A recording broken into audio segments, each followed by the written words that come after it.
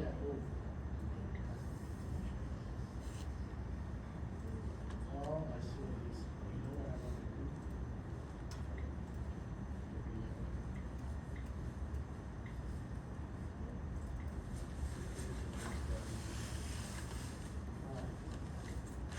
Could you? Oh, so you want to share your screen? Something, I just took time. So what would you do instead of just share your screen? Yeah, I know, but then you don't see. That's all. Did you see those? You mean share? Share your screen, they'll also see the video, but your screen is big sharing, you'll see the primary. Your video is small. Oh, yeah. I think that's good. And this camera should be more just for showing. Right. Now if we go around.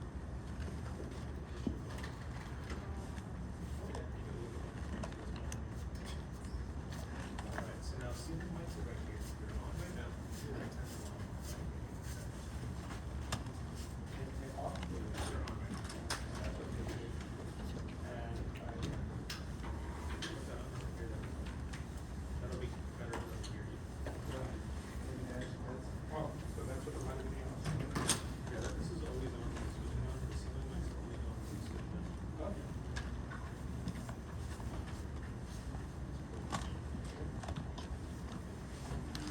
I'll put it like that. Yeah. And then make sure you switch it on. Button on the top here, it says.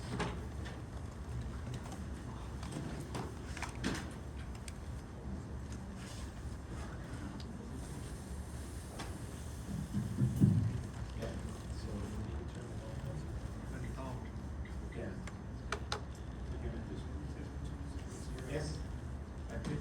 Everybody hear it? I'm shouting. It's not so much for them. It's for Okay. And okay, the last, and that's just about everything. If you wanna share your screen again, we'll share screen here. Right, right. Well, once I have my stuff. And hopefully people hopefully join. Right, right. Okay. Thanks. Yeah, and then, yeah, so one thing is, well, I guess, you know how to play with the layout here in case you need to. No, I'm not playing with that. Okay. You see that as this one? Yeah. What is this? That's the window. No, it's just how it'll show you this little thing here. And if you wanna share your screen, you just share content there. Oh, right. Great. Hello. Thank you so much. If any questions, Yeah. here, we'll be here till 7:30. Okay. You just call our IT number, which is, on the corner. And, Or you wanna plug it in? no, I will, but I have to pick it from here, something from here, some files. And it's, Right here. all right, great. Yeah. If you have any questions, give us a call. Yeah.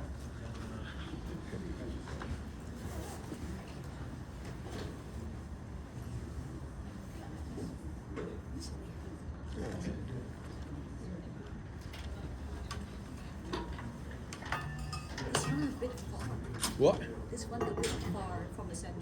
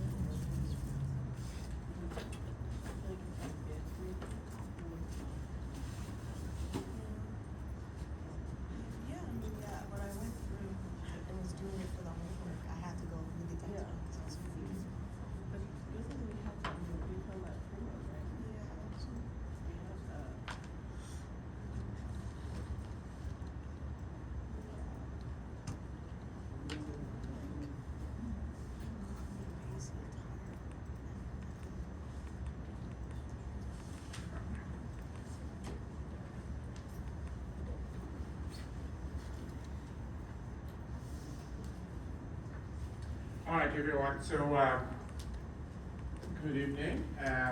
Welcome to Risk Management in Equity Markets. Most of you know, I'm Michael Recordonado. And those of you who don't know, I'm still Michael Recordonado. So, today it's our first day.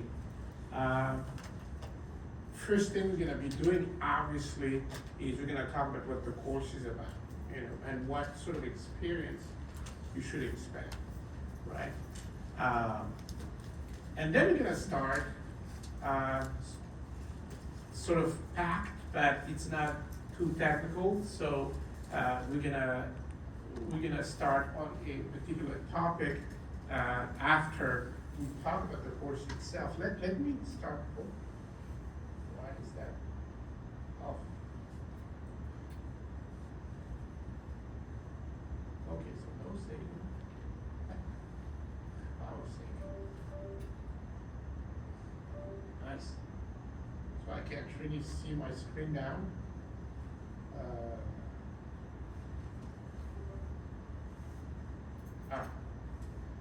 So,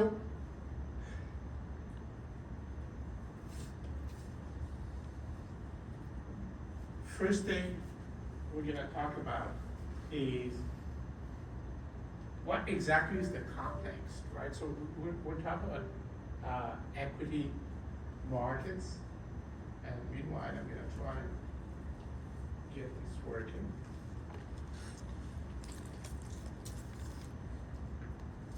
Okay.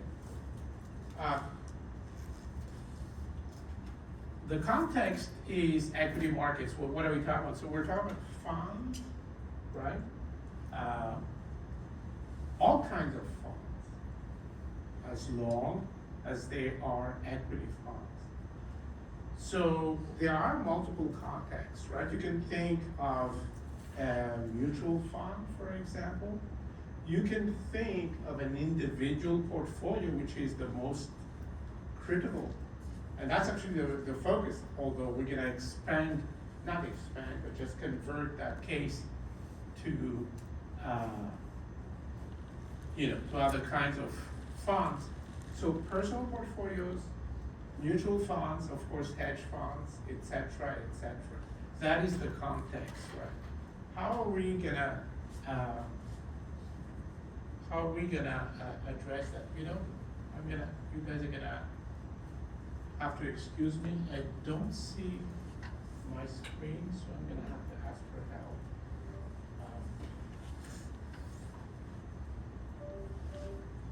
Is there a phone number here?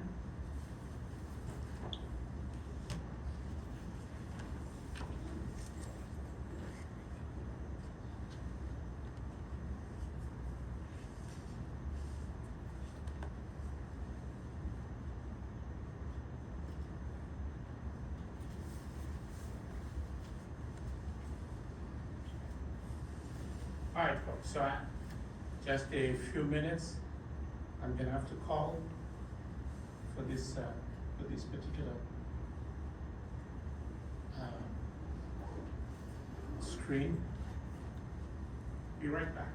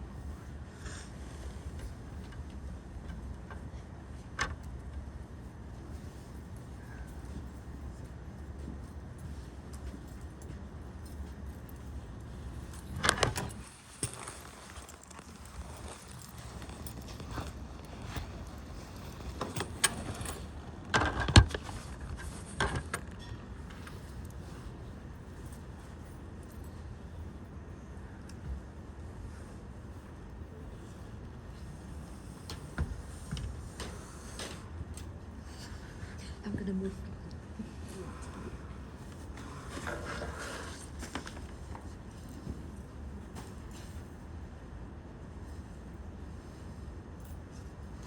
I'm in one way, and the computer screen is dark. It's showing only on the projector, but I can't see it on my screen. 108 downtown.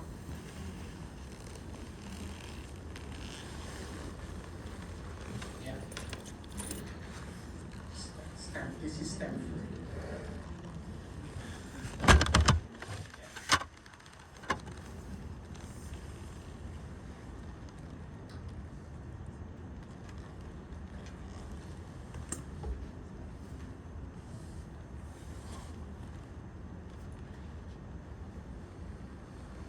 Someone actually changed it.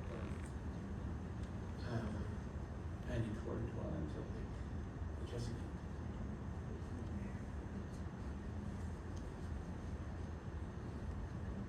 Okay. Thank you. There was someone that's supposed to be very conservative. Yes. Thank you. Okay, thank you. All right, sorry about that, folks. We can still continue.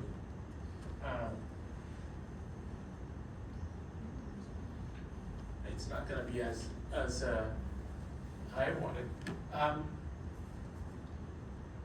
When you talk about portfolio, the first level of risk management is when you choose individual components of the portfolio.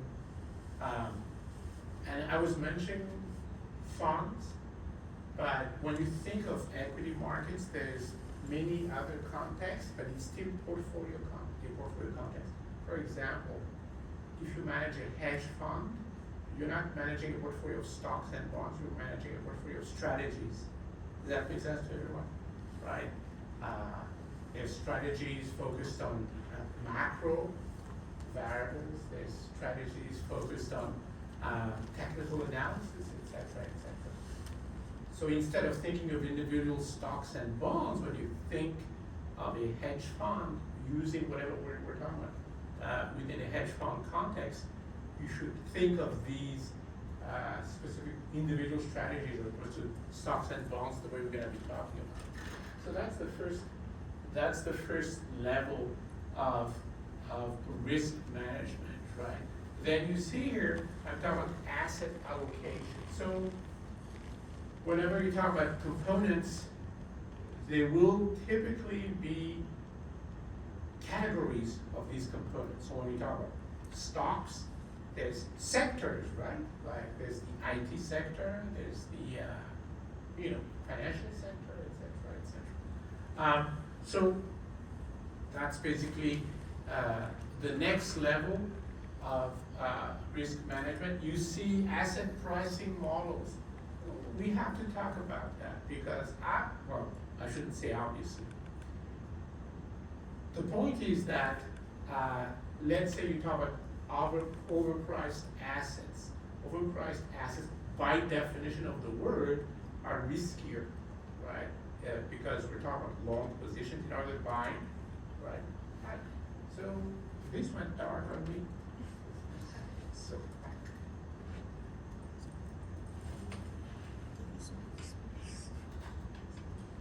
Meanwhile, we're going to continue this.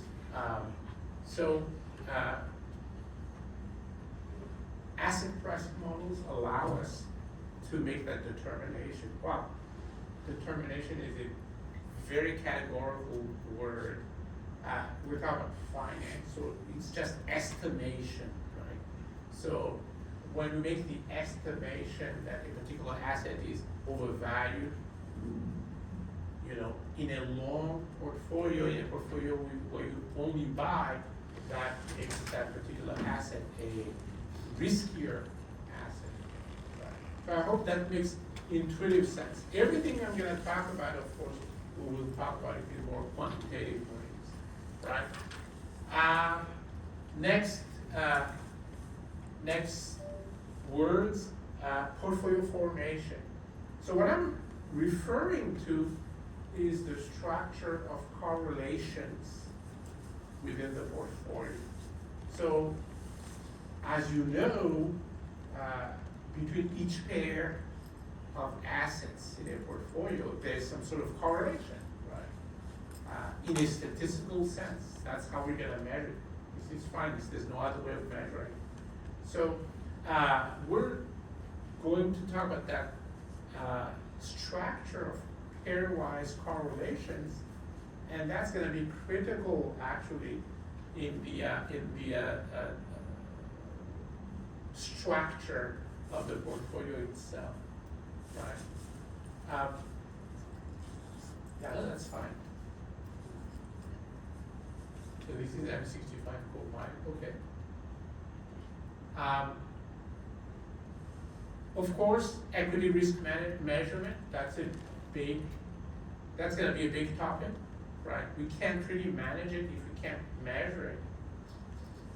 And the first thing you will realize, and I'm pretty sure most of you already know this, that there's multiple measures of equity risk, right? So if I talk about a particular stock, there's multiple measures of risk for that particular stock. If we talk about a particular portfolio, there are multiple measures of risk for that particular portfolio.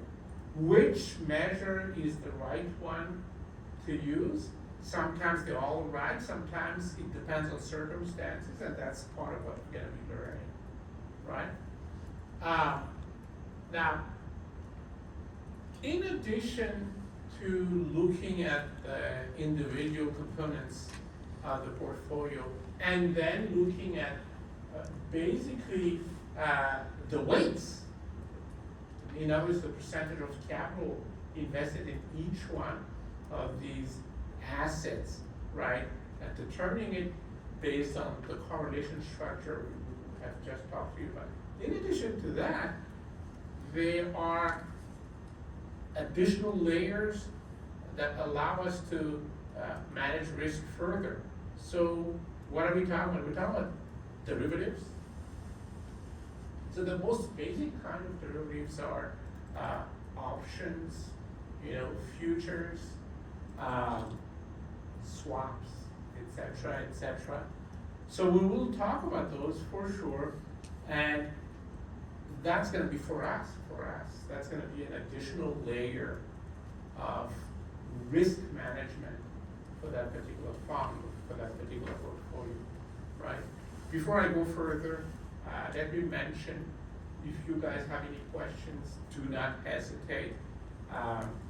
The worst thing that can happen is I'm just speaking and you're just falling asleep, right? So we do not want that, right? So just make sure you ask questions as soon as you have one, right? So same thing, right? So we're gonna talk about derivatives and really talk about how they're useful. Guess why? Because of their correlation structure with either the portfolio and or the individual components of the portfolio, right? So for those of you who are wondering why I'm repeating this idea of correlation, well, the idea is fairly simple, right? If you have a pair of investments, right?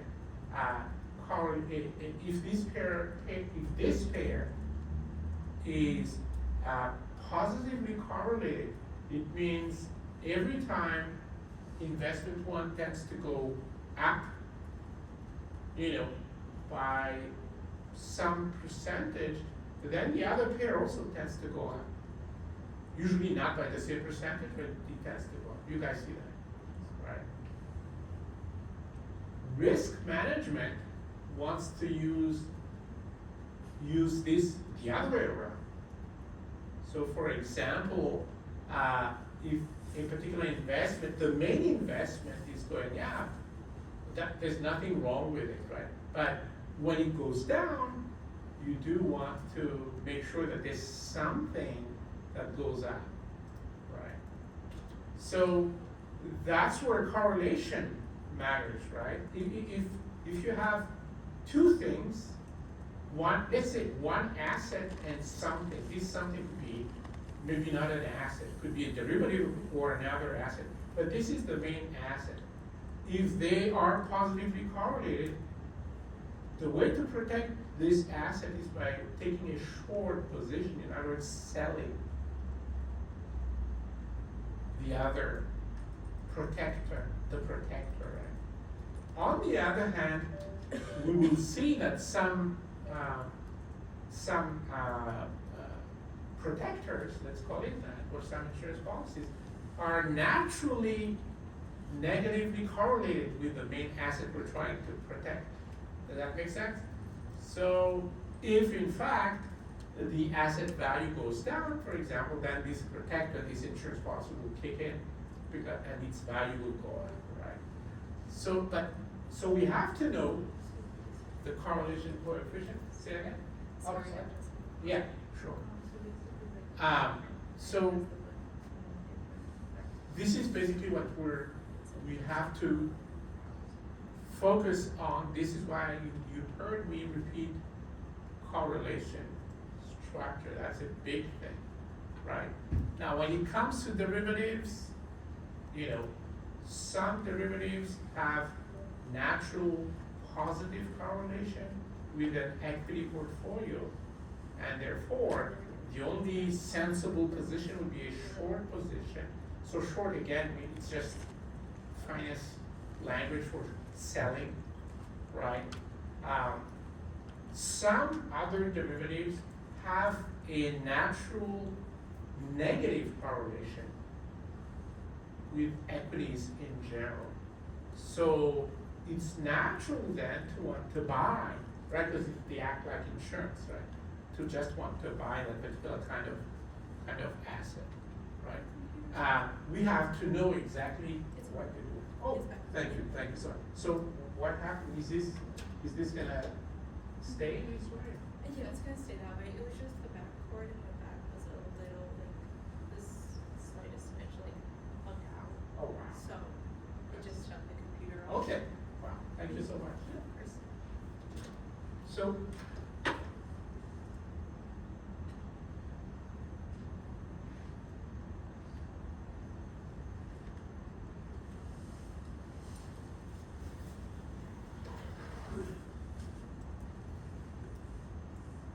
now I'm gonna be able to do something. My favorite activity is to just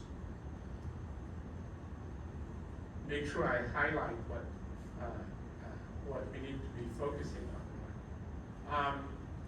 So having said these general objectives,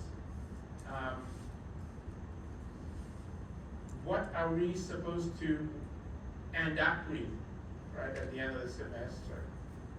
So, of course, first you're gonna be more familiar with equity markets, right?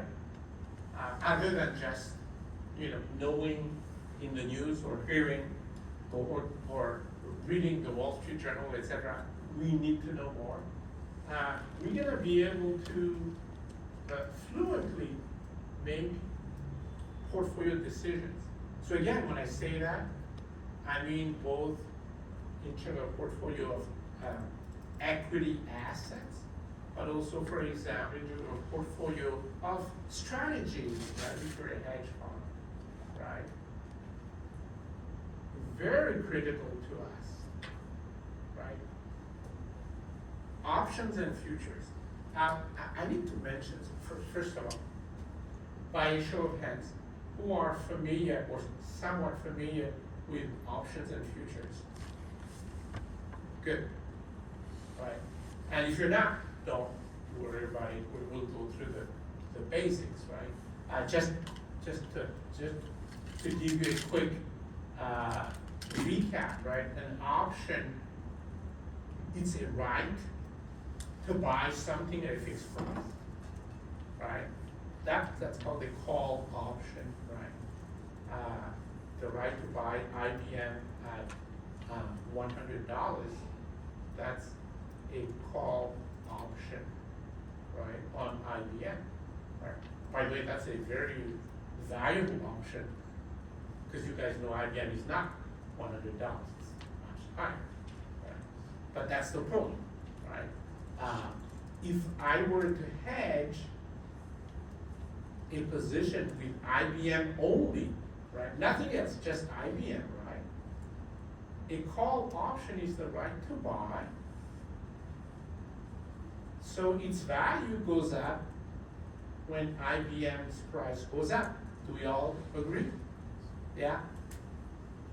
So they are positively correlated, correct?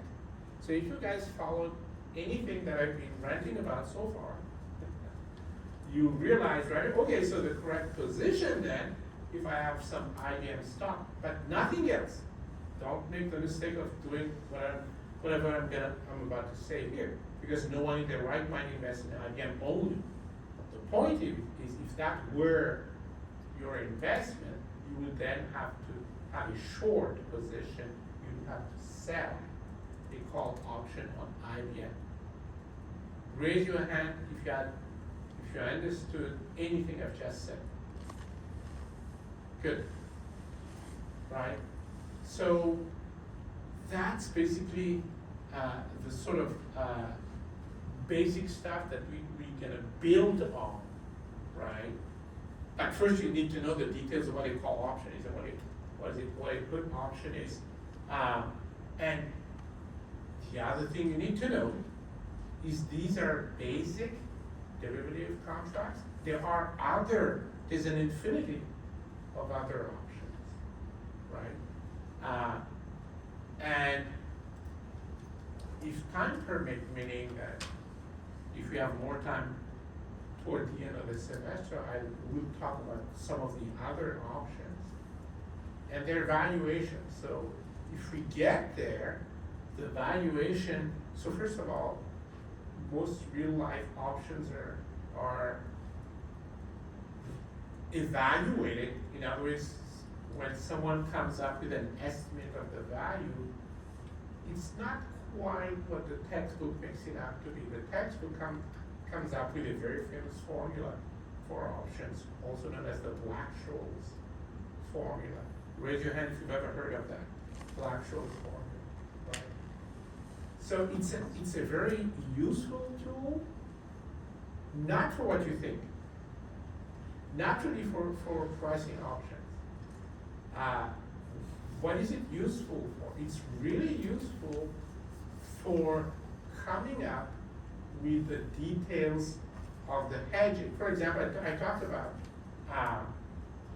IBM stock and short call position.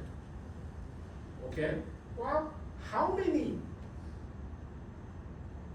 call positions should we be shorting? Right?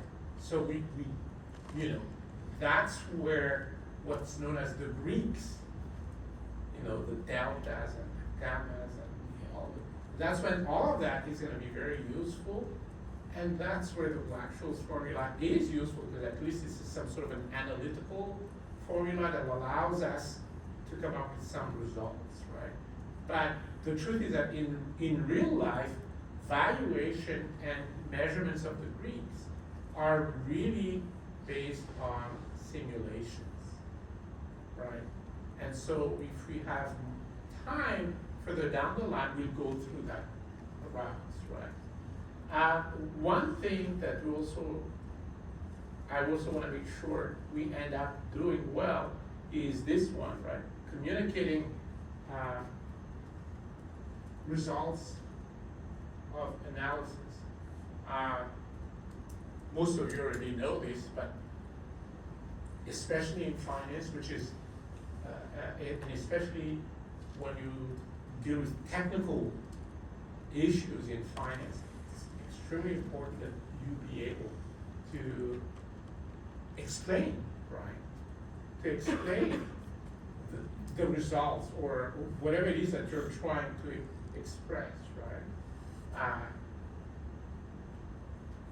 Especially nowadays in the age of AI. So AI is used a lot in finance, as you know. One of the difficulties is explaining the results we get from using AI, right? It's very hard. to do so. Why? Because, let's say we talk about a regression results, just linear regression, ordinary least square regression, just regular regression. We can explain it, correct? Right? We trained the computer so that we found a relationship between y and x, and now if you give us a new value for x, the computer will guess the value for y, right? And we have a neat equation, right, to show the boss or sometimes the client, because they have technical people too, right? With AI, you can't do that really, right? You plug in, you train the neural network, for example, but there's many other possibilities. And then inside the box, there's a relationship between y and x, but you cannot express it in terms of equation, right? Well, our job in finance is to make sure that we still have some ways of communicating that. So, for example, when you're going to be talking about the Greeks, you cannot talk about the Greeks to your clients, obviously not, right? You start saying gamma and delta and kappa and you're fired, right? So you have to find a way of expressing that, right? And that's key. And really, it's not a secret. The way to do it is just to really look at it from your understanding, in other words, from an intuitive point of view. You explain it from an intuitive point of view. And we'll talk more about that when the time comes. Okay, the textbook, there is one, but it is only recommended, meaning that you don't have to buy it, right? But why am I putting it there then if you don't have to buy it? Well, because some people need textbooks. They need references. As you know, because you've seen a sample of it, I do post course material on Husky City, right? That should be enough. However, like I said, this textbook is a sort of a Bible in the field. For example, if you go through it, you realize that a lot of the problems at the end of each chapter are CFA exam questions. That's how good it is. Right. So even though I'm saying it's only recommended, the reason why I'm recommending it is because, if in this particular field, it's a very useful textbook. Right. So if you're interested in the CFA, that's the one. Right. Now, moving on to stock track. So you guys have noticed, and I've sent at least one, if not, I don't know how many messages about team formation. And really the reason for that is because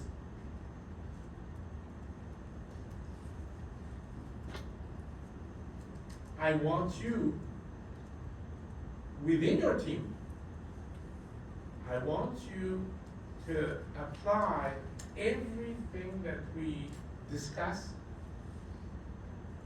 in a particular session, apply it on that particular portfolio. That's the only way you learn. Otherwise, it's words that come in and goes out. That's it. Right?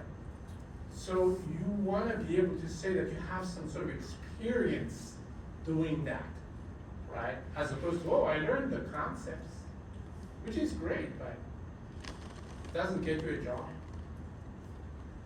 You guys see that, right? So, okay, who's in a team right now?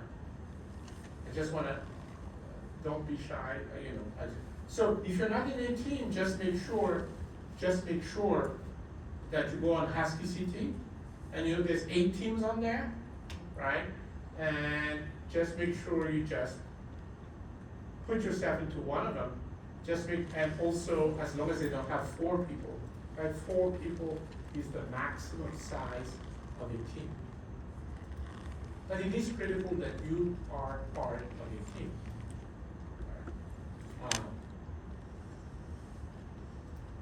So,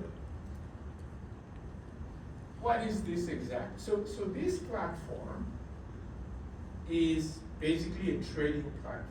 What is that? So basically it's a platform that allows you to look up information on any sort of equity investment you think of, any stocks, even bonds, by the way, any derivatives, options, futures, whatnot. You can look up information, you can discuss with your teammates and then make a decision, okay, let's invest. And the platform will allow you to invest. And by the way, congratulations, you have $1 million to start your investment, right? So, that's the idea. Do you want us to stick with equities to begin with? So, yeah, let's stick with equity to begin. Thank you for that. Let's stick with equity to begin with, and then we're gonna change it up a little bit based on our discussions in class, right? But it's imperative that you be part of a team as soon as possible. In particular, because basically you have to appoint one representative in the team to be the account person, right, on StockTrack, right? This representative here. And, and trading will start as soon as, actually you can start now, but don't do it now because we're in class. But trading starts as soon as you can. Bottom line is by next week, you should be very close to fully invested. I know, that sounds like a lot of work, especially because I'm saying you should include at least, let me highlight that, right? Should include at least 10 different vehicles. It sounds like a lot of work because number one, you as a team will have to agree on a particular set of criteria, right? Like what would make our portfolio a good portfolio? What does that mean, right? So that's the first work you have to do. You have to agree on that. Then you go on and implement whatever criteria you've agreed upon by looking at different stocks, for example, right? So yes, it's a little bit of work, but it's worth it. It is worth it because the key again is to have the opportunity to apply what we're discussing every session. Any questions about that? Is it a competition? I don't know. What world are we living in? That's a good question, Peter. Look, so there's 2 aspects to that, actually. So it is inevitable that you guys will compete against one another. You know why? Because even in terms of how StockTrack is going to present your portfolio, it's going to present it against others. It's going to rank it, right? So that's my story, and I'm sticking with it. Right? I don't necessarily make it a competition, but the world is a competition, right? Right? For my part, what matters to me is the other side of it. So I don't know if I wrote it clearly here. Yes. For me, this is what matters, not so much your performance, but how you have systematically implemented the ideas that we've discussed on your portfolio. That's what matters. That's how you're gonna be graded, not on performance. But of course, if you perform well, you do have bragging rights, right? And we'll celebrate you. And as far as grades are concerned, it's really based on your following up on every session. Questions about that? About the discussion, yeah, we're gonna just discuss about our portfolio, or we're gonna do a presentation and go to class. So, the discussion will be just within each team, right? At the end, so I get to that, I'll give you more details, but at the end, individuals within each team will discuss how they've applied the lessons from each session on their portfolio. Right. So what I'm saying is that even if you are not the one who actually made the decision because you were outvoted or something like that, right? That's always possible. You still want to know how that decision is a reflection of what you've learned, right? And not some sort of outside thing, which might be valid, but I don't care about that. Because I just want to focus on what we're discussing here, right? That's a great question, right? And actually possibly at the end also there might be this presentation. I haven't thought of that. It depends on how much time we have and all that. But I'm talking about the minimum right now, right? Yeah? Could you please clarify a little bit about three different investment vehicles, what the vehicle means, maybe stocks or? Yeah, so at first you can think of in the stocks of individual companies like IBM, AT&T, etc. At some point though, you should also be able to talk about, let's say, funds, like mutual funds, let's say mutual funds on specific sectors, for example, right? As opposed to individual stocks within a particular sector. Does that make sense? So three vehicles Mean all kinds of equity investment, and it's very simple, you can look it up on StockTrack. But for now, just think simple, let's think individual stocks, right? And as long as you guys come up with 10 individual stocks before we meet next time, you're fine. Right? The other thing that, I know I'm dwelling a lot on this because for me this is the critical part, is that you do have to note, so StockTrack allows you to write what they call trading notes. I'm calling journal here. It's trading notes. So every time you handle your portfolio, you manipulate your portfolio, you create a portfolio, you write something on your trading notes. Because that's how you're gonna remember how the lessons we've learned were applied. Right? And that's critical. Yes, Professor. Yeah. Yeah, I know the fundamental essence of this trading is to have a return at the end of the day. Yeah. In this portfolio of investment. So will a group be judged by losing some amount, let's say making a loss? I know, yeah. So, if you're losing money, so in terms of ranking, you're not gonna be at the top, and that will affect your ego, but it's not gonna affect your grade. Right? That's the difference, right?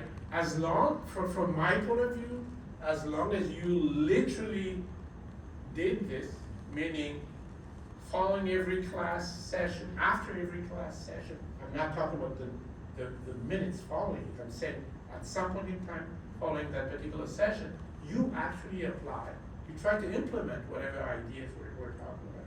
As long as you do that, and it shows, and this is the key, right? It shows in your trading journal, in your trading notes, then that's fine. So for example, when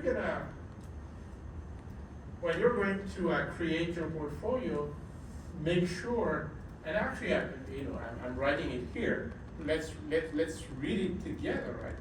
Make sure that you do write down these criteria in the trading notes on stock, right? Make sense? Right. As long as you keep writing down every decisions you've made and why you've made them, you're gonna be fine. And then, of course, the ranking will come naturally, but the ranking, like I said, it's just a matter of being able to say, hey, we were first, or something, but it's not gonna affect your grade, right? Okay. Other questions about stock track? Right. So for us, this is the main means of applying what we're gonna do, right? We'll do other applying things, very quantitative things. But when it comes to the actual investments, this is it, right? So,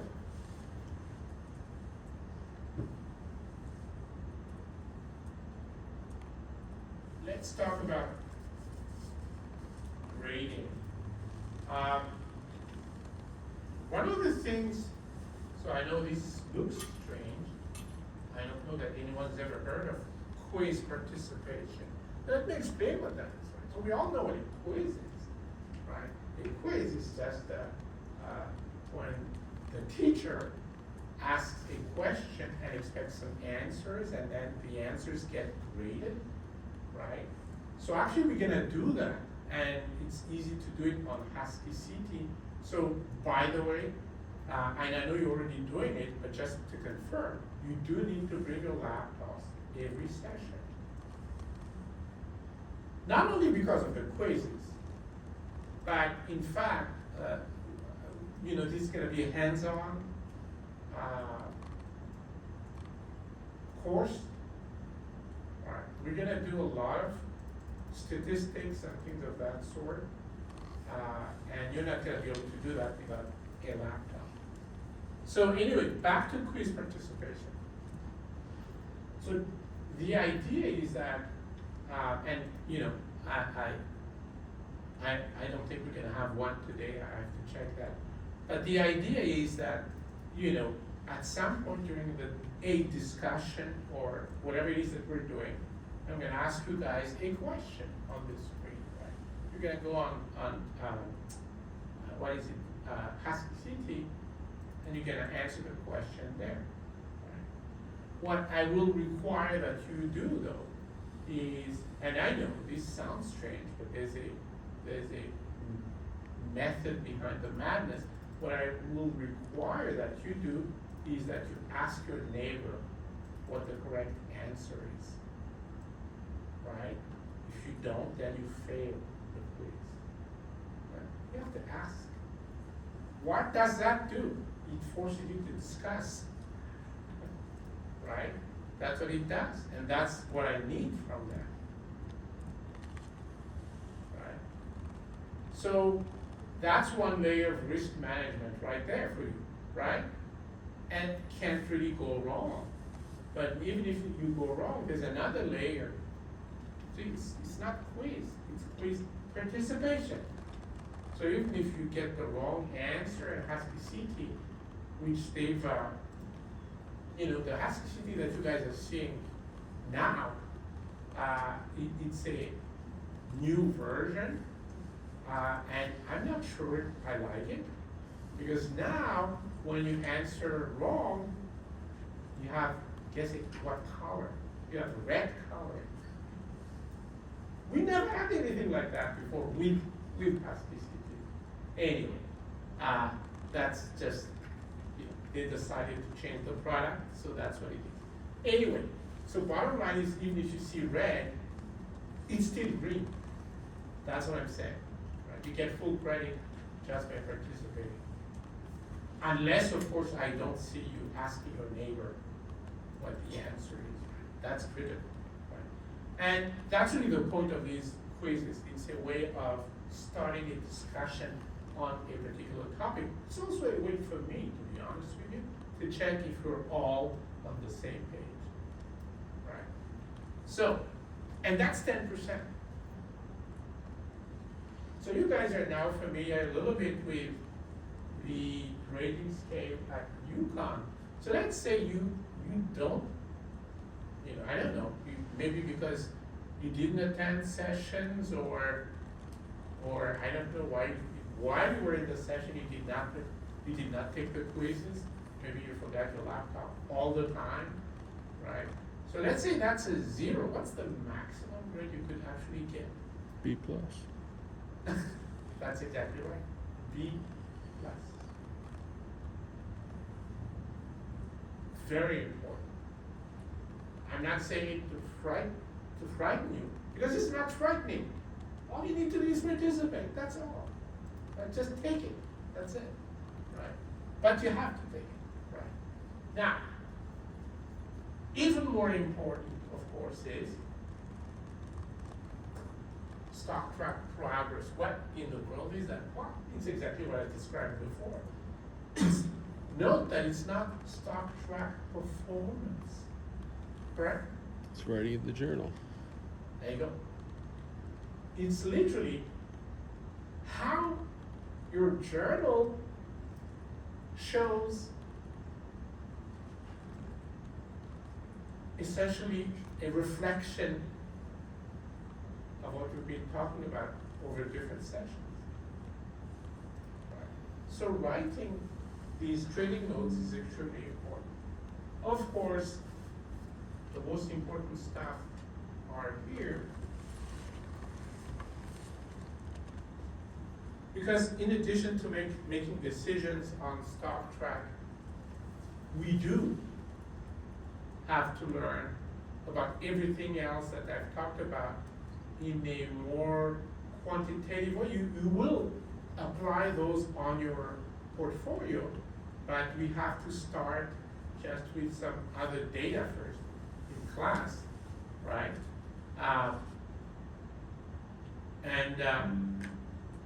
You probably will use data from your portfolio to begin with. These assignments are in addition to the stock track work, right? So these are assignments using your portfolio data, but to be submitted on Excel, right? And we'll go through the steps of what you need to do, but that's the idea. And then midterm exam is typically, it's gonna be, I'm thinking it's gonna be a 50 multiple choice questions.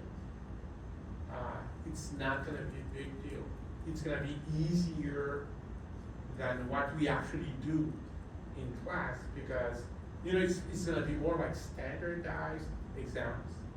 They're not a reflection automatically of how difficult the assignments are or how difficult the portfolio decisions were, right? It's something simpler, because I just want to make sure that individuals in the class actually are still following the rest of the group, right?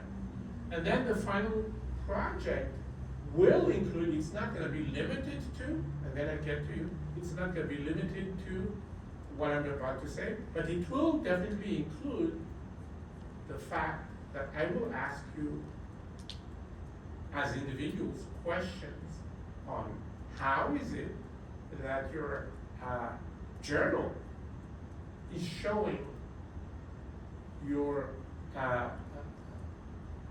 what you've learned from each session, right? There will be other parts to that particular project, because essentially what's gonna happen is that whatever you end up with, I'm gonna ask, but this time at the individual level, I'm gonna ask you to do a couple more things on that portfolio, right? couple more analysis, right? Yep. For the assignment, like, will we have a specifically due time and due date? Yeah, you're talking about, yeah, absolutely. So if we're talking about the assignments, the 25% one, so all these assignments are team assignments. So one report per team, one Excel workbook per team. I don't want each individual of a team submitting the same thing, right? Just one. And definitely you will have specific dates on the question sheet for submission, right? Great question. Yep. And for the midterm, is the, like, in the same classroom, same time, same class? That's a great question. So midterm, so first of all, we will not, so the midterm is not gonna be a 3-hour midterm. Right? So it's gonna be a short day for you guys, usually like an hour and a half, something like that. And actually it's online, so you don't have to be here. I won't be here. You're free to be here for sure, right? But it's gonna be online. It's gonna be as easy as possible. Again, because my only objective there is to make sure, number one, that you do sit down and you consolidate everything that you've learned up to that point. That's the first thing I wanna make sure of. And then the next thing I wanna make sure of is that, yes, you're still with us. You're still on the train, right? So that's the idea. Great question, right? Okay. Let's see. Other questions as far as these requirements are concerned? Okay. So,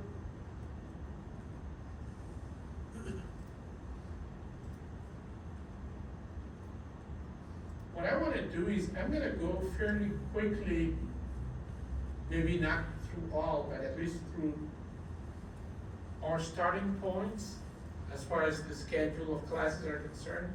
And then we're going to take a brief break, like a 15-minute break, and then we're going to come back. Yep. Talk a little bit about the final project. This is- Yeah, so the final project is individual, first of all. Great point. It is individual, just like the midterm, right? So all these exams are individual exams. But the final project will involve, so basically it will all be about your portfolio, but it will be about your portfolio in two different ways. So it will be about your portfolio in terms of how you guys have made decisions throughout the semester, right? So that's basically a result of what your team has done, right? But now I'm asking you individually to explain it, right? So that's one. And then the other side of the final project is, and I'm not gonna dwell on this yet because, we have not gone into technical details, but the other part of the project is, okay, given this particular portfolio that you now have, I'm gonna ask you to take some additional quantitative steps to improve the portfolio, right? And we would have talked about these steps by that time, we would have talked about the steps in class. But you will not do it as a team, you will do it as an individual. Does that make sense? Right, so those are two parts, yeah? What type of programming language we should use for that project, like Python, R, or this? So, that's gonna be up to you. I don't necessarily require that you program it, because you could do it, you could do it on Excel manually, right? And the way we're gonna do it in classes, we're gonna do it manually, but yes, it can be programmed, right? And then when you talk about programming, to be honest with you, if you can write the algorithm, in other words, the list of steps, a detailed list of steps in English, guess what? you can ask AI to translate that detailed list of steps into any language you want. Python, I don't know, VBA, even Java, whatever it is that you, right? But the secret is, and that's why everyone complains that the AI writes bad code. Yeah, it writes bad code because you write bad prompt. That's why, right? Because in fact, in another course, I do teach students algorithms, and then I force them to convert the algorithm using AI into languages, and people do it instantly. But because the algorithm, there's the list of steps, is detailed, that's it.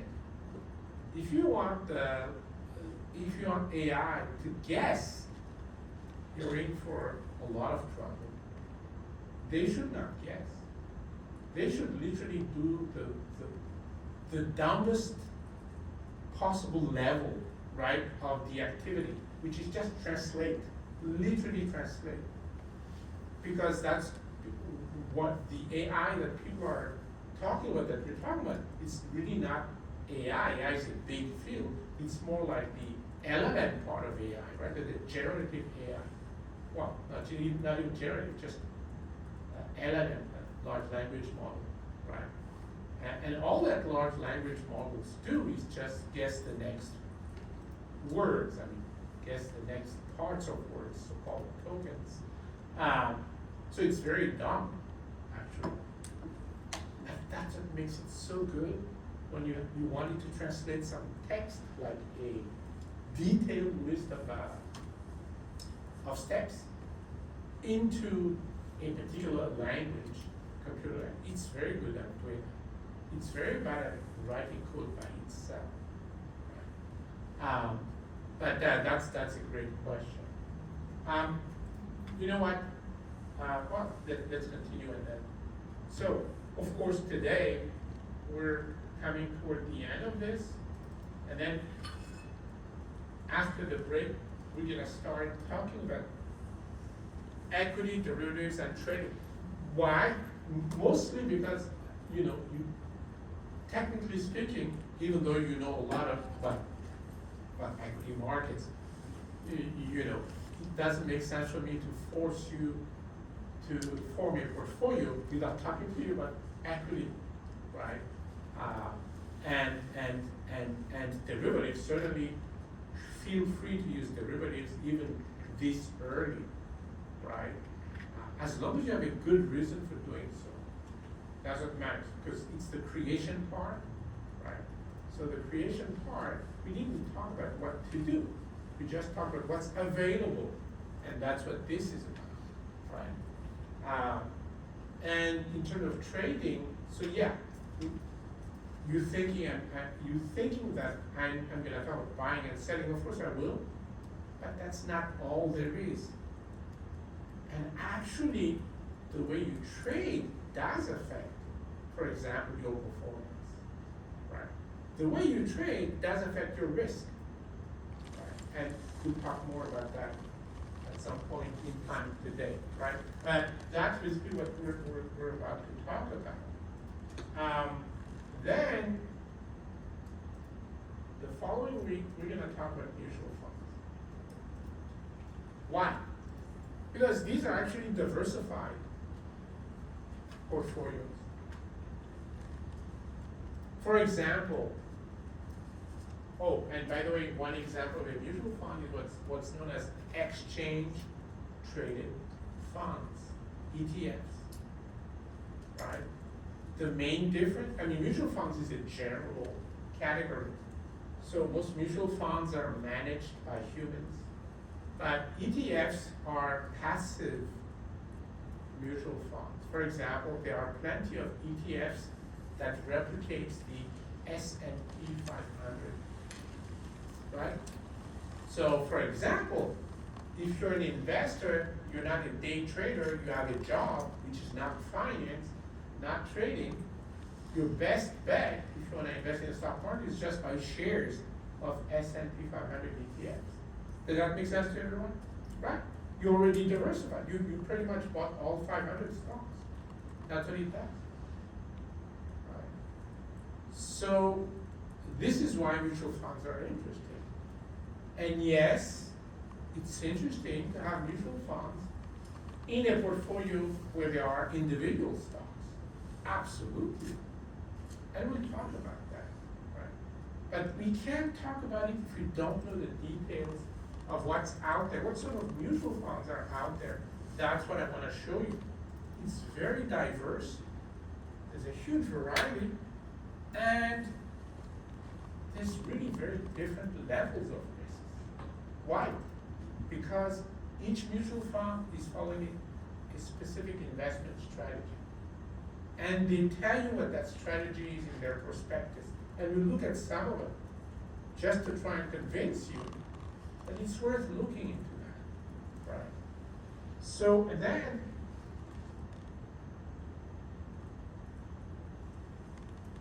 for a very long time, we're gonna start doing the quantitative stuff, right? So we'll talk about risk and return. Yes, even when we measure return in finance, there's multiple ways of doing it. It's not what you think. So you have to know, which one is which and when to use what, right? Some acronyms, so just to make sure you understand our acronym. So when you look at, loans or even fund returns, they talk about APY, annual percentage yield, APR, annual percentage return. By the way, these are two very different things, right? They talk about BEY, bond equivalent yield, right? Etc. The list goes on. These are different measures of the same thing. And how different? I mean, the numbers are different. So, yes, we as finance people, we want to focus on one only. Which one of these should we be focusing on? That's the first question. And the next question, how do we convert, all of these other returns into the one that we like, right? So even that detail will require some work from us, right? Of course, the worst part is the risk part. Because of course, truly, there are different kinds of risks, right? And even when we talk about risk, like the same category of risk, there are different ways of measuring it as well. So we have to be fluent with that. Then and only then we can combine the two. So the main combination in a portfolio context, the combination of risk and return, is what's known as efficient frontier. So Harry Markowitz, who won the Nobel Prize in economics, started this idea of an efficient frontier, and he showed mathematically how to build an efficient frontier. An efficient frontier is just a relationship between portfolio risk and portfolio return. In other words, if let's say you have a list of stocks, you can come up with an efficient frontier, which is just a list of all the good portfolios made of these stocks exclusively. That's what an efficient frontier is. So of course, some of you might be asking, what is he talking about? It's the same, let's say 10 stocks or 100 stocks. How could there be many portfolios? Well, there's an infinity of portfolios you can form with 10 stocks, right? An infinity, I kid you not. But only some of those are good ones. And then the next question is, why are there many good ones? Well, there's many good ones because there are different levels of return that a particular investor would like, and you could find the best portfolio that has that particular level of return. Do we all see that? Right? But then another investor would want a higher return. Using the same stocks, we can come up with a high return and find the best. Needless to say, but I will say it out loud, that higher return will require that the investor takes more risk. Right? And that's part of what we're going to be learning, right? The framework that Markowitz used, and that's at the basis of everything that all fund and asset managers are using, is what's known as mean variance framework or optimization. Right?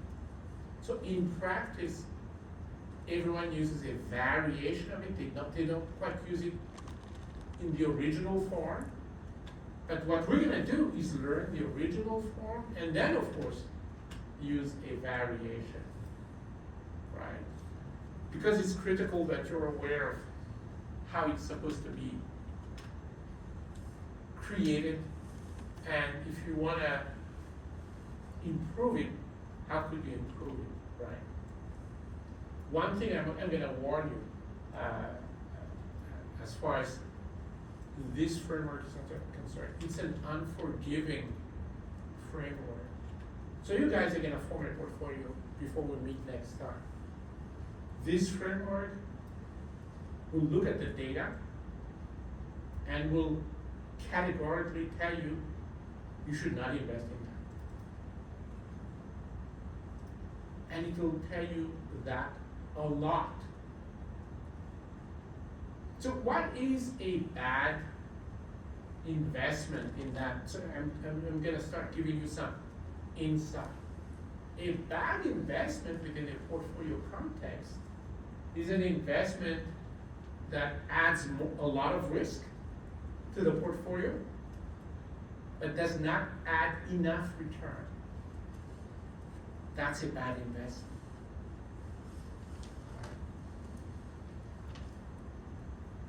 It makes the portfolio not efficient. Right? It makes you take unnecessary risks. Right? So that's the idea there. And so we will use a variation, of course, of this mean variance optimization, and I'll tell you about others as well. But the whole idea is that, you know, sometimes maybe you want to say, maybe that's wrong. Maybe this investment is not as bad because maybe the data shows it, right? Like it has a lot of risk, but not a lot of return. But maybe the data is wrong. You may want to be able to say that, right? So we will find opportunities to say that, right? All right? So that's part of what we're going to be doing. Then we're going to talk about pricing model. In particular, this one. So I'm pretty sure you guys are familiar with it, but we're going to use it in a way, well, we're going to use it in a way that hopefully is familiar, and then we're going to use it in a way that's not familiar. First of all, raise your hand if you've ever heard of the CAPM, because that's what this is about. Right? So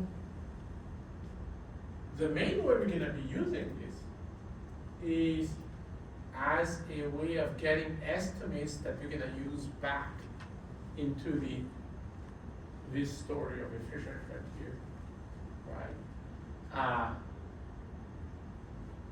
And you know, you will see that that's actually a very interesting process, and maybe more, what's the word? More satisfying than having the machine tell you, well, you know, most of your choices are really bad. Right? You do not want that necessarily, right? Even though it's true, you know, because the data shows, but maybe the data is wrong. So what am I talking? What am I talking when I say data? What are people talking about when they say data? They mean historical data, right? Right? When you hear data science and whatnot, we're talking about historical data. If it's real data, correct? Right. When you say big data, what is that? Same thing, right? Historical data. And what I'm saying is that maybe sometimes historical data don't do a good job of predicting the future. Does that make sense to everyone? So we have to entertain that possibility. Unfortunately in finance, so we're not accountants, right? Accountants deal with what has happened. It's a risk-free job. In finance, we only deal with estimates. We make estimates, and then we are forced to make decisions based on those estimates. Nice job. Right? But that's what it is. Right? So, this alternative will allow us to say, well, maybe not. Maybe historical data are not the only things we should be relying on, right? I'm almost at the end of my description, then we'll have our break. We do have to talk about what's known as efficient market hypothesis. Raise your hand if you've ever heard of that. Okay.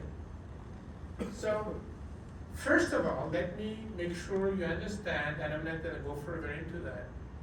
Yes, this is the second time we're running into this word efficient. But actually it means, they don't mean the same thing at all. And that's what I'm going to say. But then again, you guys know that in finance that happens a lot, right?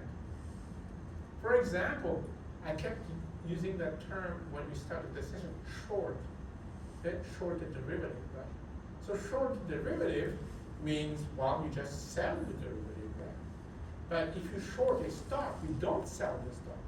You borrow the stock and then you sell the stock. That's what shorting means in the stock market. So it's the same word, they don't mean the same thing in different circles. Same thing here. Efficient market. An efficient market has nothing to do with the efficient frontier. And I just say that, that's all. I'm not gonna talk more about that. Now, we're gonna spend a whole lot of time on at least these basic derivatives, and like I said, if you have more time, then we're gonna focus also on not so basic derivatives. We're gonna focus on actual derivatives that have been sold by a particular financial institutions to its customers, because the derivatives really were meant to manage risk, but in a tailored way, right? You guys know that the basic options and futures like calls and puts, a lot of them are exchange traded, right? So they're standardized, right? So they're not really tailored, right? And even the ones that are sold privately, right, from institution to institution, if they're calls and puts, they're still basic, right? Sometimes risk is more complicated, right? And so maybe we'll get there and we'll talk about how to use it in this portfolio context. All right, folks, so it's, let's see, 750 plus 15, that's gonna be what, 755, right? So let's take a break and then I see you 8:05. back here. 8:05. 8:05? Oops. All right, 8:05, that's true. All right, 8:05 it is. See you guys.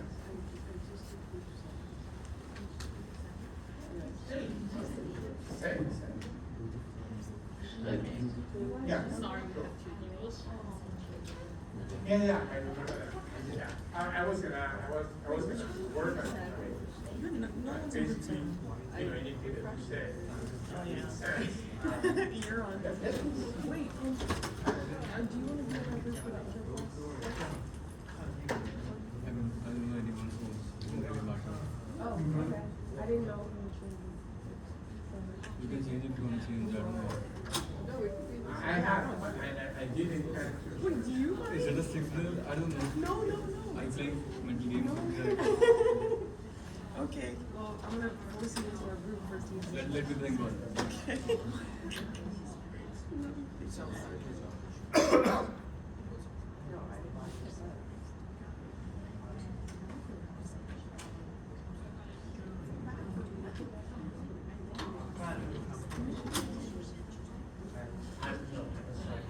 That's fine, you guys received that, message today.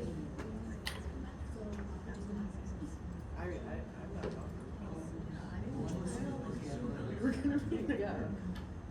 So, that is possible, but, that's why I have to see basically what everyone is interested in.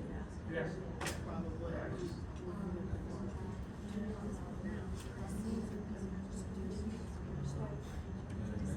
So, CFA scholarship.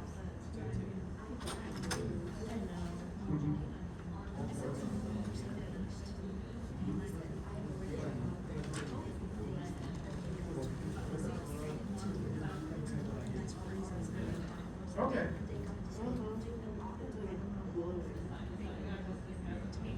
Let me find out. I actually don't know necessarily as far as what to see it. I have to read up on it.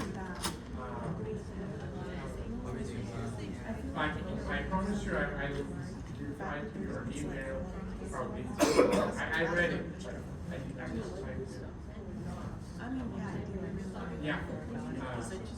And then, if he's the CFA story, that CFA story is not.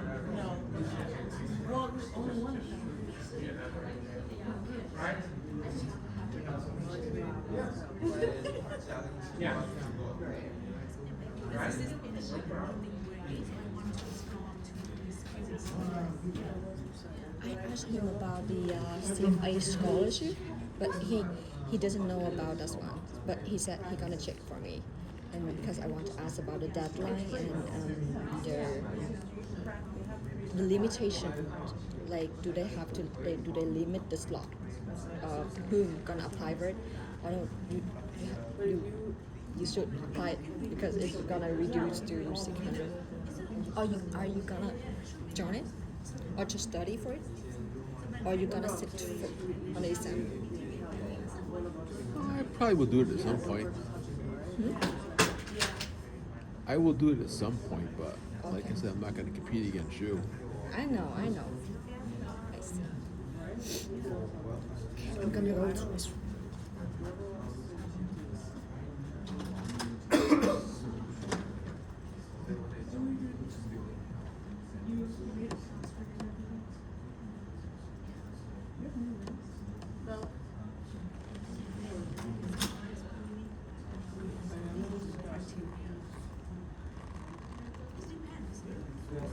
Wait, now? Because when it's like my. Yeah. But we can just tell them like,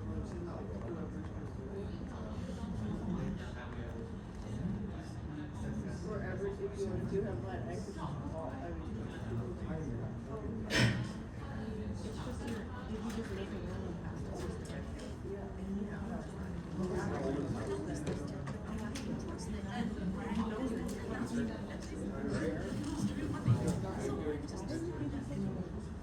No, this is the. This is my full name.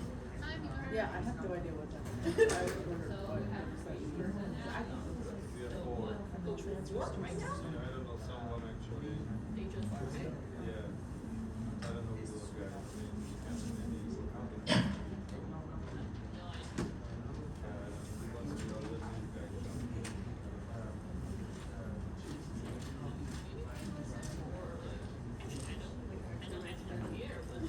We have 4, if we have 4, then we can.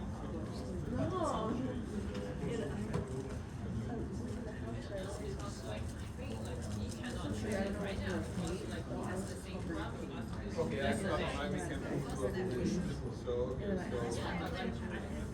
We can move here. The other room, like the other roommate, like right now, like the same issue that you had yesterday. So you cannot see the pages. Okay, okay, so I can nobody will join this group openly. That will remain because actually we are very, like, it's 4 times 7, that's 28. So hopefully nobody will join this.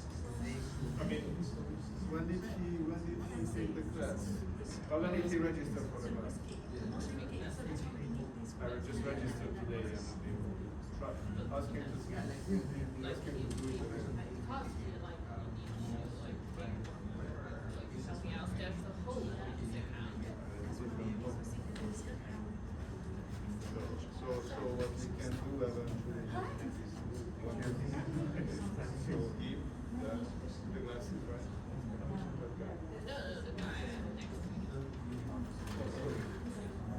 Okay, but do we have something like 4 of us? Nice to meet you.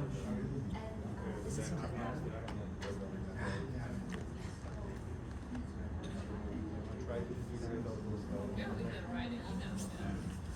Nice to meet you. Tell me. Good. How are you? I'm alive. What's up?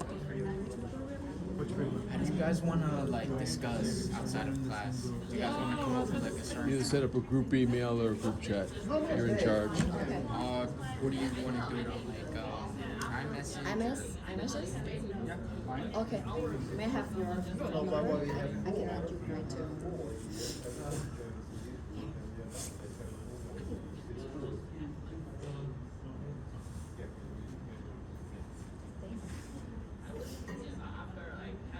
So I'm gonna create a picture first. Okay. Messages.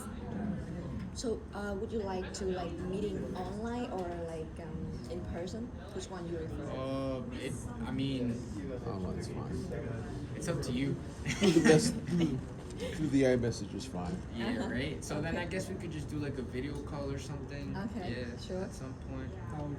Or like Monday? Monday? I Okay. say we do it on Monday, Mm, or you can on Monday. next week. Yeah, I'm okay. cause I work during this weekend, so that's why like yeah, it would be better for me on Monday. But I don't know. The if you first guys question would is, be what on kind of portfolio do you want to build? Something that mimics the S&P 500, something that's aggressive, growing. I want to divide our portfolio to like different type of risk, kind of the first like, for example, 30% of like You wanna go by sector safe weights. stock, yeah, and like another 30% gonna go to like income stock, and another 30% for like growth stock, and another 10% for high risk stock like coins. Okay. How And about- who wants to Well, I be don't know. like the I don't know if there's representative? big coins. Hmm? Coins aren't going to be equities. I don't think He wants us to coins- do Coin, equities. coin not- or equity? No. Oh. So you're team Like- captain basically. That's what I'm hearing. Do you want me to run the stock thing? Okay. Or do you, Sure. okay. So one gonna do run the stock track, and another gonna write journal. Well, the stock track is part of the journal thing, so. Oh, so Yeah. that Yeah. person gonna write the journal, Yeah. and Well, like I said, if I do it, I'll just write it and send it out to you guys, and you guys no, can no, edit and I don't stuff. want that because I want to. Yeah. Forward gonna have to Yeah. do like our part, and we have to understand, and we know exactly what we're going to do. Yeah, so I guess if we choose a time to meet, everybody can just Yeah. share their input then. Yes, and yeah. we can come up with How about the first we're gonna like divide our portfolio into 4 parts. Like one gonna responsible for the income part, others gonna responsible for the growth, and others gonna be like for the safety, and others gonna be for the high risk stock, and we're gonna like research for it. And on Monday we're gonna talk about it and present which Well, one. can you on Monday? Because we didn't. I don't know if you can. I'm not here on Mondays. No, in, like, online. but like you said, we can always send text back and forth. I mean, yeah, that works too. I guess. Yeah. Or we can do a meeting and Zoom. Yeah, a meeting like Or we can share with him the final things. a Zoom. A Zoom. Okay. And Texas is fine. Nah, we have to join our meeting. You must. We'll figure something out. Okay, we'll figure them later. All right, I'm gonna go sit down. Okay. Okay.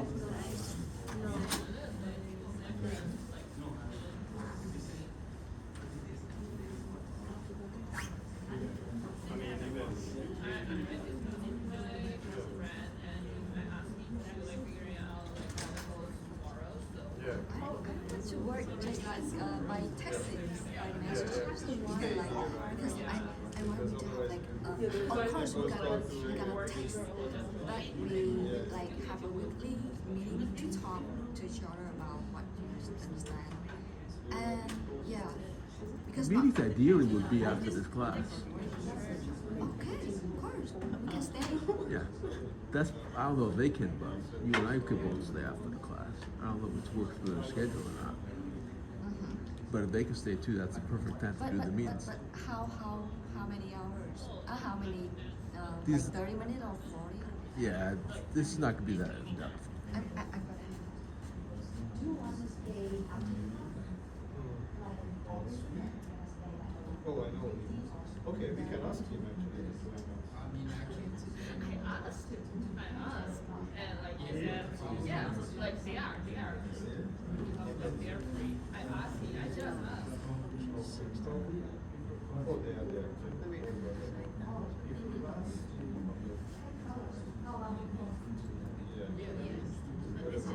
The other thing, you do that, Three of us. Just fine for me. I don't interest here. how early?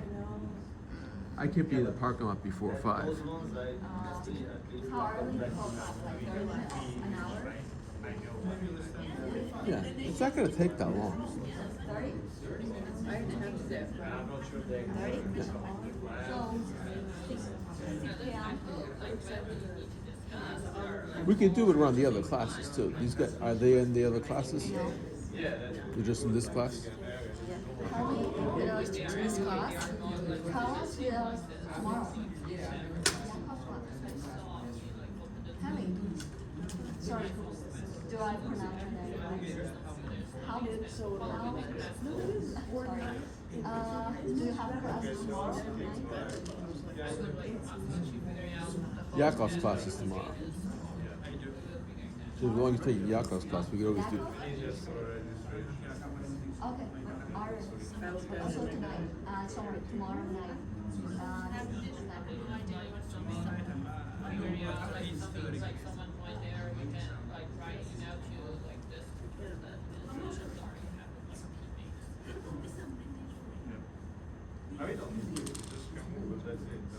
Because I want to work because we have to have our plan, like which one gonna do which part.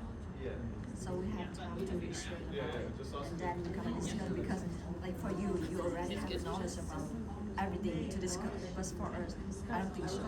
Like when you talk to me, figure out about income, I'm gonna do research about it, and then I'm gonna like present to you.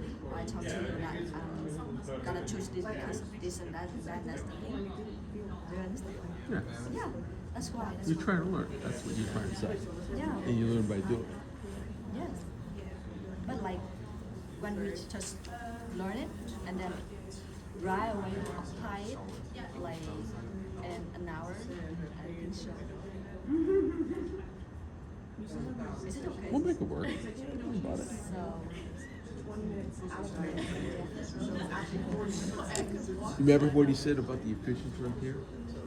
you already learned about it. Yeah. Last So what, to get on the efficient frontier or closest to it, what you do is adjust the weights of the 4 sectors.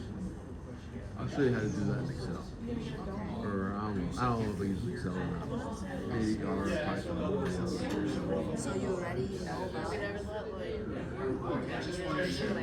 Yeah, I just wanted to make sure. what time? Well, we could do like you said, balance of risk versus higher income versus growth stocks versus high risk, and whatever fourth one you want. Essentially, we could probably pick 12 stocks, pick 3 in each group. You're actually your best diversity, where you minimize the risk, is when you get up to 30. That's when you're, and that's essentially eliminate all single stock risk, which is about 30 investments.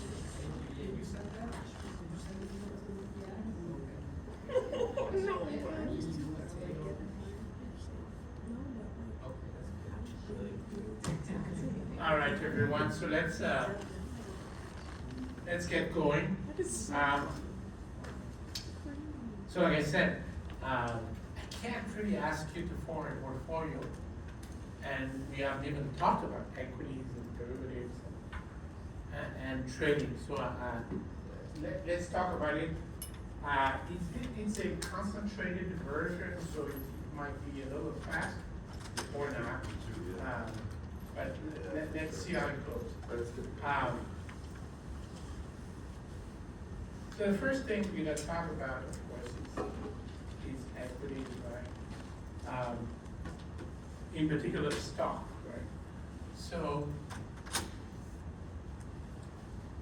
if you understand what it is, immediately you see why it's going to be a risky proposition, right? So, is it? It is. We know it. It's ownership, right? If you own 1% of all of the stock that's outstanding for IBM, you own 1% of IBM. By the way, did you know that it also means you owe 1% of IBM's debt? Did you know this? Yes, you do. Don't panic, but you do. Now, the difference between your personal debt and your debt at IBM is that you do benefit from what's known as limited liability, right? That's the difference. Yeah. What does that mean? It means, yes, you owe 1% of IBM's debt. You owe that money to creditors, but creditors cannot go after your personal assets. They can only go after your assets within IBM. Because, let me repeat this again, if you own 1% of IBM's stock, you actually own 1% of IBM's assets. The fact that IBM uses debt on your behalf makes your ownership even riskier, correct? Ownership is risky to begin with because the business might not work out, etc., etc. We all know this, right? But the fact that IBM uses debt makes it even worse. How? Wow.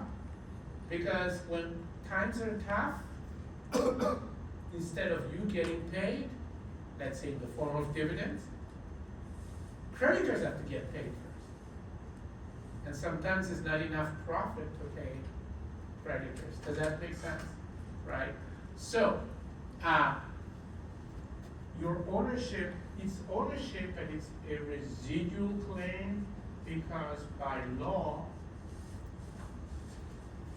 creditors have to be paid before you get paid anything. Of course, this is why, for example, tech companies, especially young ones, but even old ones, right? Apple has not paid dividends for a long time. It's actually fairly, it's within the last few years that they started paying dividends. And Apple is fairly old, right?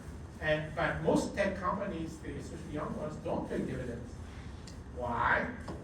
Because your ownership is residual.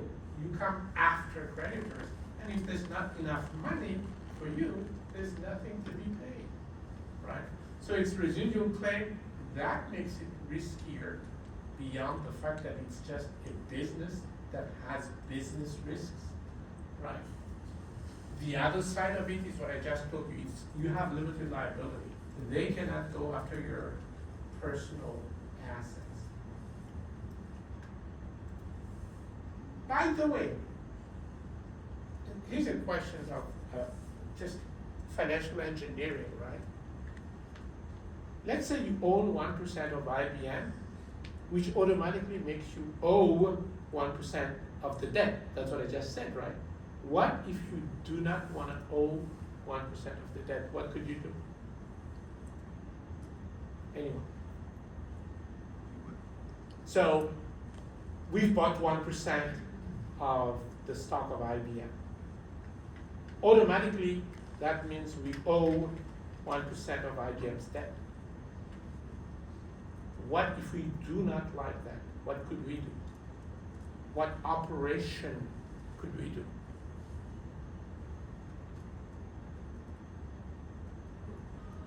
Go for it. It's a sort of a guess, but I would say sell the debt. Would that even be possible? Sell the debt. Well, you don't have the debt.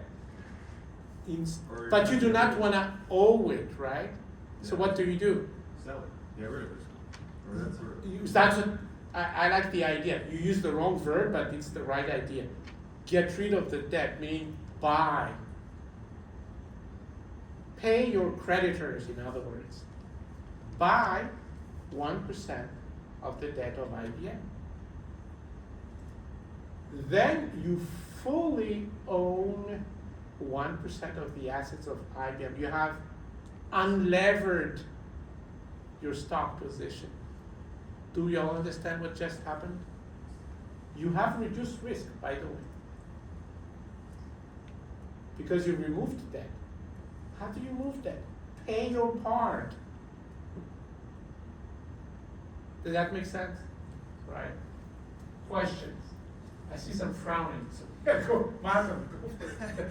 Professor, can you please explain that Yeah. one more time? Yeah. I didn't get that. So the whole idea, I don't know if there's any, if I can even use this, but the whole idea is, oh, this works. So the whole idea is, let's say these are the assets. Does not work. You'll have to bear with me. So let's say, not much better, but these are the assets of IBM, right?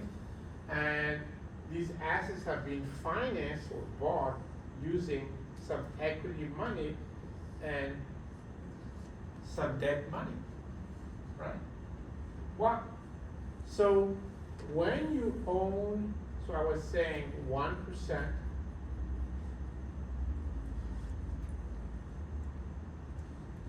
of IBM's equity, right? That actually makes you a 1% owner of all of the assets, right? Now, 1% of all of the assets is composed of, some of it was bought with 1% stock money, right? And some of that was bought with 1% debt money. You just paid this though. But you're the owner of these assets. How did you buy these extra assets? Using debt money. What does that mean? You have what's known as a levered position, levered equity. You use some debt. That, by definition, increases risk because whenever there's money coming in as assets, it's going to be paid to creditors for anything gets paid to you, right? What if you don't like that risk? How do you lower the level of risk? How about buying this? Buy this debt. In English, pay your own creditors.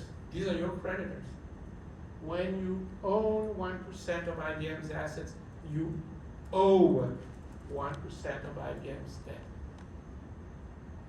If you don't want to owe that debt, pay it back. That's it. Make sense? Yeah, makes sense. And that will lower your level of risk. Right. So there's a lot. There's a lot that can be done with stocks. I know we all think of it as just a simple investment, but I hopefully have shown you that there's many variety, even just regular stocks. If you combine it with something, it behaves a little bit differently. You all of a sudden mitigate risk, right? You hedged your position. Huh? You hedged your position. That's exactly right. That is exactly right. We hedged the equity position we have, right? At some point, we'll talk about both things. What both things? Of course, how to use, I don't know, derivatives to hedge the same kind of risk, right? But sometimes what we want to hedge is not the stock, but the derivatives, right? So there are, in equity markets, right, there are positions, there are investments that are focused on derivatives only. Guess what? The insurance policies become the stocks, right? So there's a lot to be done with a simple common stock, but just keep in mind those two properties, right? It's a residual claim, which makes it riskier, right? Because as long as there's a residual, means it's the remaining money that belongs to it, remaining after what? After creditors are paid, right? And the other side of it, again, it's limited liability. Yes, you owe that debt, but not to the point where creditors will knock on your door, right? Not like that.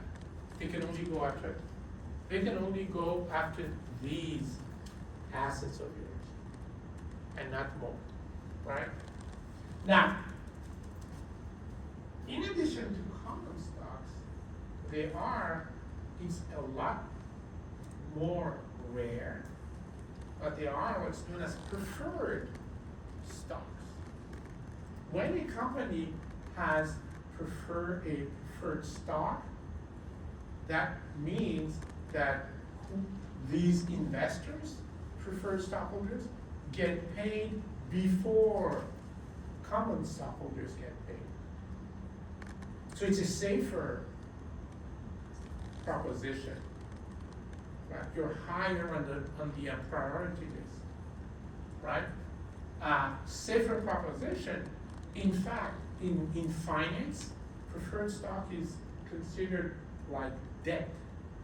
So technically it's not debt, right? But it is considered like debt. Why? Number one, because it's going to be paid before stockholders are paid. Number two, so this is by tradition. Dividends are fixed. That makes it safe, correct? You know in advance what the dividends are. By the way, what I mean by that is when they issue preferred shares, they actually tell you what the dividend rate will be. Does that happen with regular stocks? Do you know in advance the dividends you're gonna get when you buy something? No, you have no idea. Now, having said that, companies do make it as easy as possible for us to guess. You can choose any random company and then take a look at the pattern of dividend payments. You'll see that it's very predictable because it's like stairs. it's constant for a given period of time, it's always the same, and then it's gonna go up. They rarely increase it, but when they increase it, it's for the long term. You guys understand this? Right? So they make this on purpose. So common dividends are not fixed, but they're fairly predictable. Why? Well, let me ask you, what happens to a stock price when dividends go down unexpectedly? Crashes. Goes down. Right. And companies want to avoid that. Right?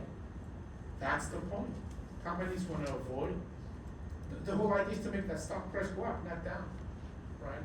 And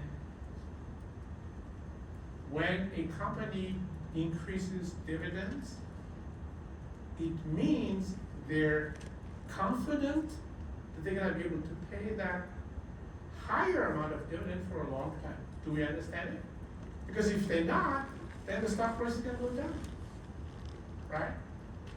So they don't have to say anything. They just announce a dividend increase. And so what happens to the stock price? When a company announces dividend increase, it goes up. Not because they say anything, but because we all know what that means. They're confident that they're not gonna pay less than that in the future. You guys see that? Right? So it's fairly safe, but still not as safe as preferred dividends, which are announced as they are sold, as the shares are sold. Right? So these are announced loud and clear. Right? Now, the reason why preferred stocks are not as popular nowadays is, think of what I've just said. A company sells new securities called preferred stock, and in exchange they have to pay back some dividends, fixed dividends. Sounds a lot like coupons, right? So in fact, preferred stocks sounds a lot like debt. And that is like the worst kind of debt. How? Because it's forever. So that's why they're not so popular. But at some point they were popular because there was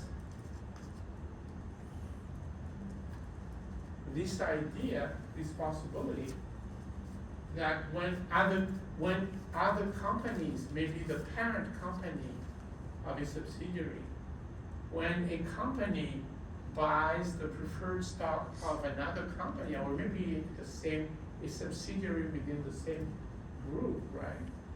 Then the dividends that they receive is tax deductible. At least a portion of it is tax deductible. So of course that sounded good, right? You invest, you receive money, and you don't pay taxes on the gain. So that, for a while, made it very attractive to issue. And how many companies are there that are willing to buy preferred stocks of other companies? Typically, it's within the group, right?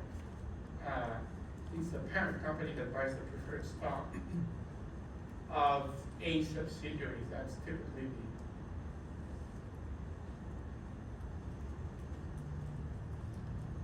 Now remember why we're doing this, because I want to make sure you understand you don't have to invest only in common stock. You can also invest in preferred stock. It's actually safer. Right? Now, if you want to invest in a stock, the stock of a foreign company, sometimes that company don't have shares trading on US markets. Of course, you know this. Not all companies in the world are traded on the New York Stock Exchange, right?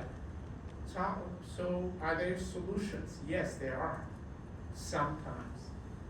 So sometimes some foreign companies don't have stocks here, but there are brokers and other finance firms that are in the business of buying the foreign stock abroad,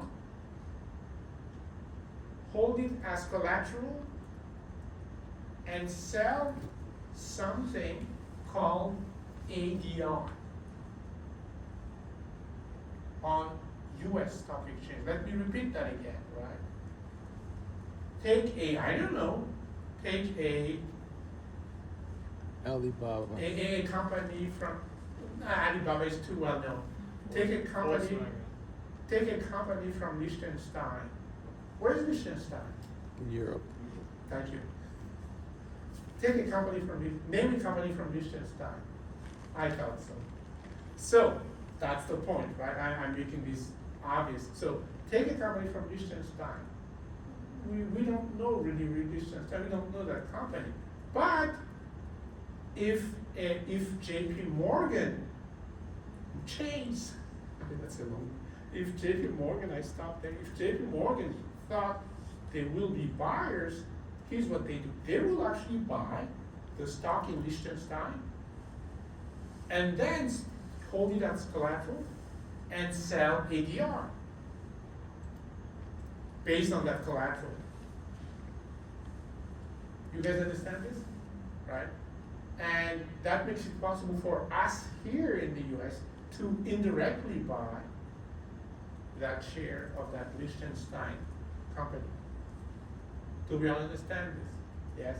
Right. So it is another possibility, buying American depository receipts, right?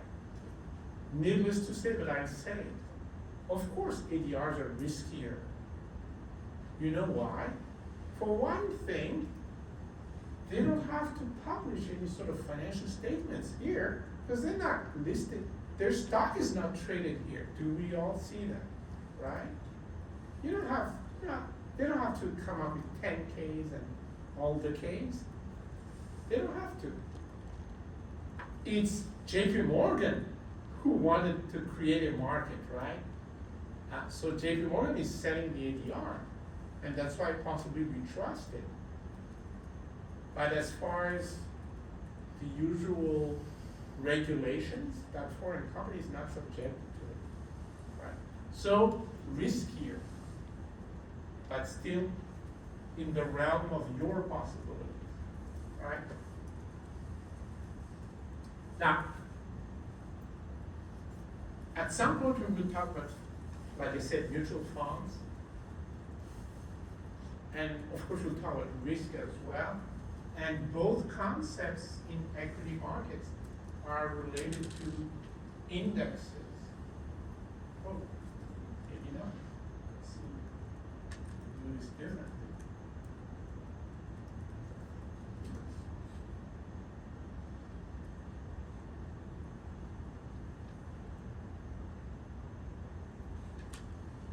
Okay, so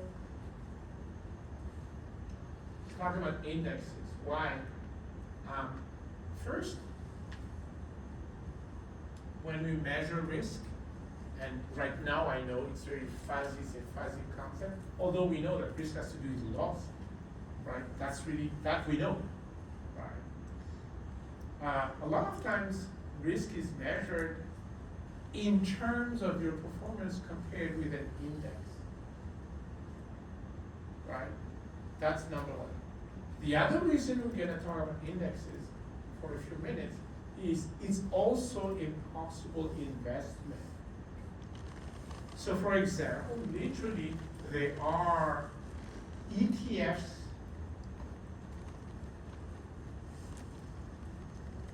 based on the Dow Jones average, literally, right? There are exchange traded funds based on the Dow Jones average. Could that be a good investment? Absolutely. Is it well diversified? Well, not really, right? Because the Dow Jones, as you guys know, only include big companies. right? But maybe you want exposure to that, right, in your portfolio. So that's why we're talking about it, right?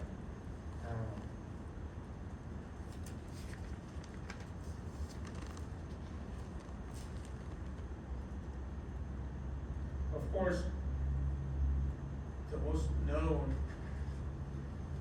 index possibly in the world is the S&P 500. When it comes to diversification, it's much better than Dow Jones, right? Like I said, if you have a job that you still want to get invested in the stock market, that's the best bet. Just buy shares of S&P 500 ETFs. You're all set. The market goes up by 2%, you earned 2% without looking at the components of the stock market, right? So it's a very useful index, right? And of course, when you manage a portfolio or a fund or something like that, it's typically the index to beat, right? You want to beat the market, meaning you want to beat the S&P 500, right?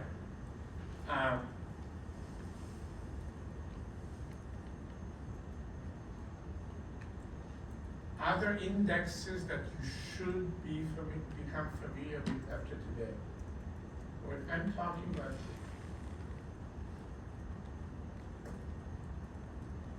foreign indexes. By the way, talk about U.S. indexes. I'd be remiss not to mention the NASDAQ index, right? So the New York Stock Exchange does have an index as well, but no one uses it. Everyone uses the S&P 500. On the other hand, a lot of people use the NASDAQ index. What is the specificity of the NASDAQ index? Does anyone know? High tech. Yeah, it's basically a tech index. That's why it's very popular, right? The most diversified index, I don't need to explain why, is the Wilshire 5000. Because even the S&P 500 only includes the 500 biggest companies, right, in the US. Okay.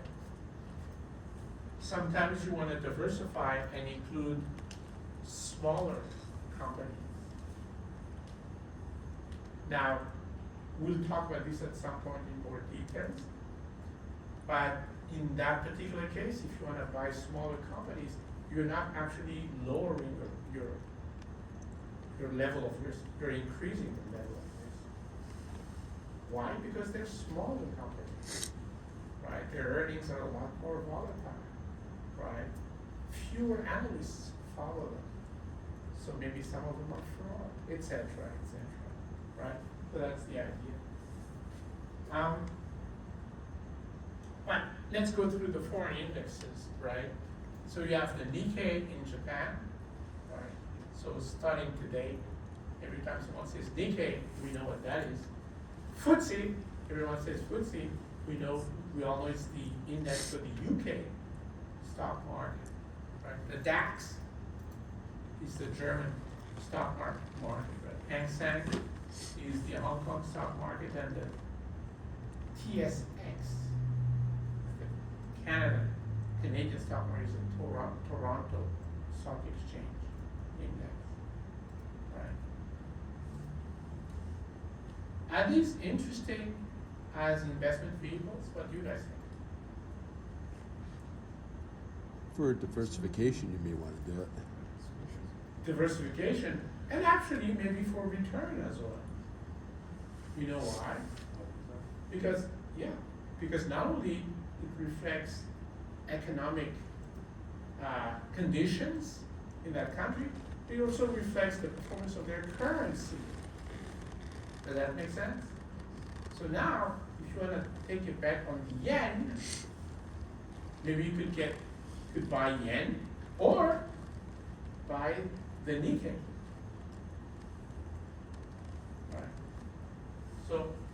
these are possibilities.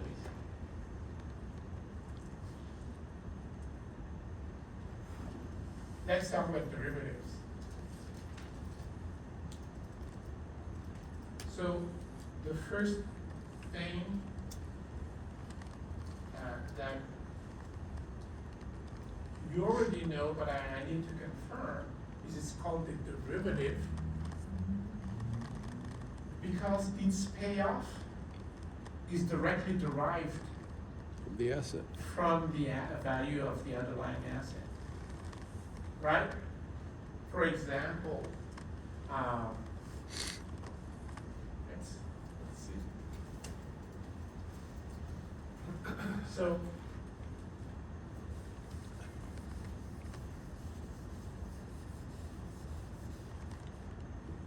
let's say you have a contract to buy one share of IBM at $100 3 months from today, right? So the payoff, that's a derivative contract. The payoff 3 months from today is gonna be whatever the stock, you get the stock, right? So it's you're gonna receive the stock of IBM, but you're gonna be paying 100, right? That's a derivative contract. This is in 3 months. Do we all see that? Of course, I have to write down stock price of IBM because I don't know what it's gonna be in 3 months. But I know for a fact, I have to pay $100. This is a derivative contract. Does anyone recognize this? What is this contract? Anyone? Forward or future? Yeah, it's a futures. It's a futures contract. It's a futures payoff. Right?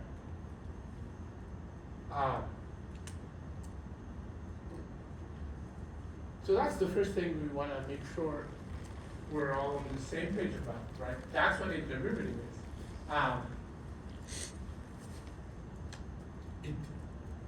When I say it depends on the value of another asset, it might be confusing because think of a stock, right? Isn't IBM stock depending on the value of IBM's assets? Right? It's the price of the stock. Right? If IBM's assets go down in value, maybe they lose a lot of money or something, what's going to happen to the value of the stock itself? It's going to go down. So in a way, not really in a way, literally the value of the stock of IBM does depend on the value of IBM's assets. So it sounds like it fits with this. So that's why I'm making sure you understand the difference. Really, when I say value, I should really talk about payoff. And that payoff is explicit, right? It's a formula. You don't have, and I don't have a formula that links the price of IBM stock today with the value of IBM's assets. We don't have that, right? But we have a formula for this futures contract. Do we understand the difference? Right? It's an explicit relationship. There's an explicit relationship between the payoff of the derivative contract and the value of the underlying asset. Questions? I see a lot of frowning, so I need questions.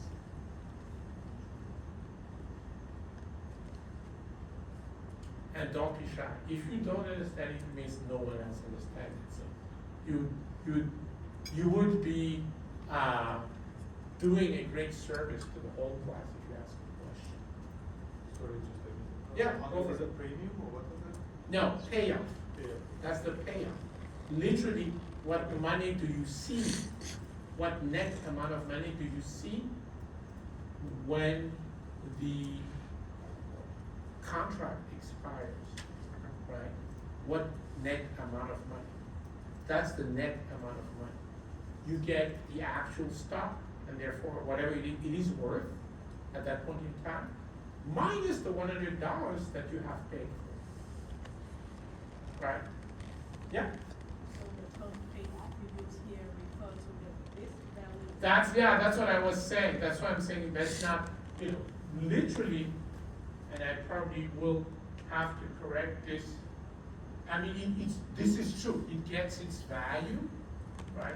But I should say that maybe I should change the definition to go more something like this. The payoff, right, is explicitly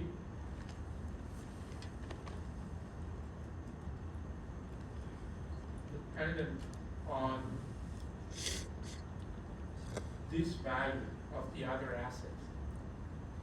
That's really a more rigorous definition of a derivative. There has to be an actual formula that links the payoff, meaning the net amount of money you get when the derivative contract expires. There has to be a formula that relates that net amount of money to the value at that point in time of the underlying asset. In this case, IBM stock.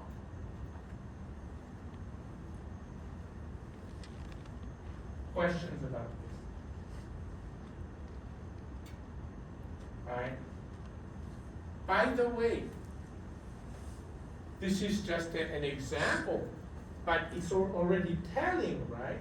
Clearly, a futures contract is worth more when the stock price of IBM goes up, right?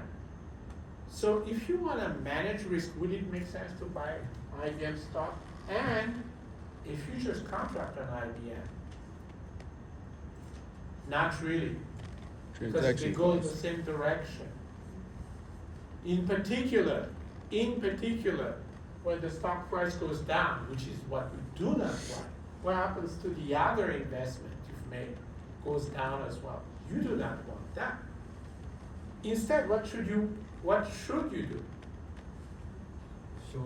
Short, sell this.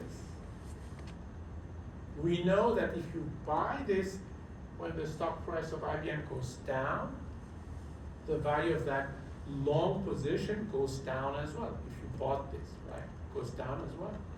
But if you sell this, then that value of that short position actually goes up if IBM goes down. So it's like insurance policy, literally. Does that make sense? Right. So short futures positions, as long as you have something to protect it, to protect a short futures position is one of the many possibilities when you manage risk.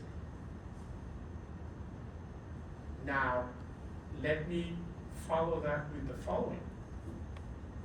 If you have a short futures position, but you don't have IBM stock, that's the riskiest position you can take ever. Let's go back. If you have IBM long, futures short, they move in opposite direction. When IBM goes down, the short position goes up. It's insurance. Right? On the other hand, you remove IBM, right? There's nothing to offset what happens to the short futures position. Do we all understand this? In particular, if IBM goes up, the short position goes down. But what if you don't have IBM? You only have the short position going down. Do we all understand this? Short squeeze. That's a naked short, right? Yeah. Naked short position, absolutely. You have to know what you're doing. You can't just take random positions and hope for the best. Right? So, remember correlation? They have literally almost perfect positive correlations. You can't take long positions. You need to take opposite positions when we have these sort of nearly perfect positive correlations. So that's what a derivative contract is. the underlying assets over here is it's equity, it's IBM stock, but the underlying asset could be an index.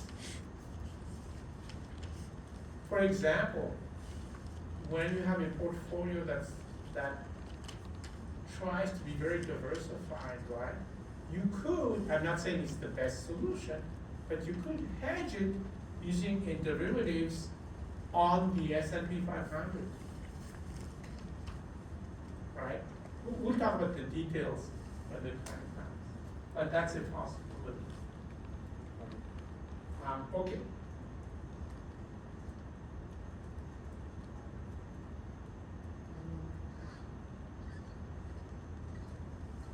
So here I'm gonna go very fast because you already know this.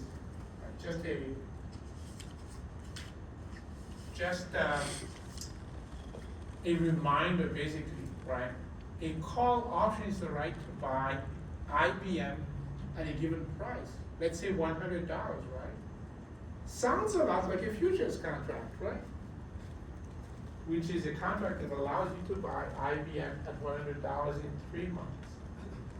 What's the difference between a futures contract and a call option on IBM? Let's say it's exactly the same price, $100, and it's in 3 months. You can use the option only in 3 months. What's the difference? The future says you have to buy it. The call gives you the option to buy it. That's exactly right. Right? This is the key word.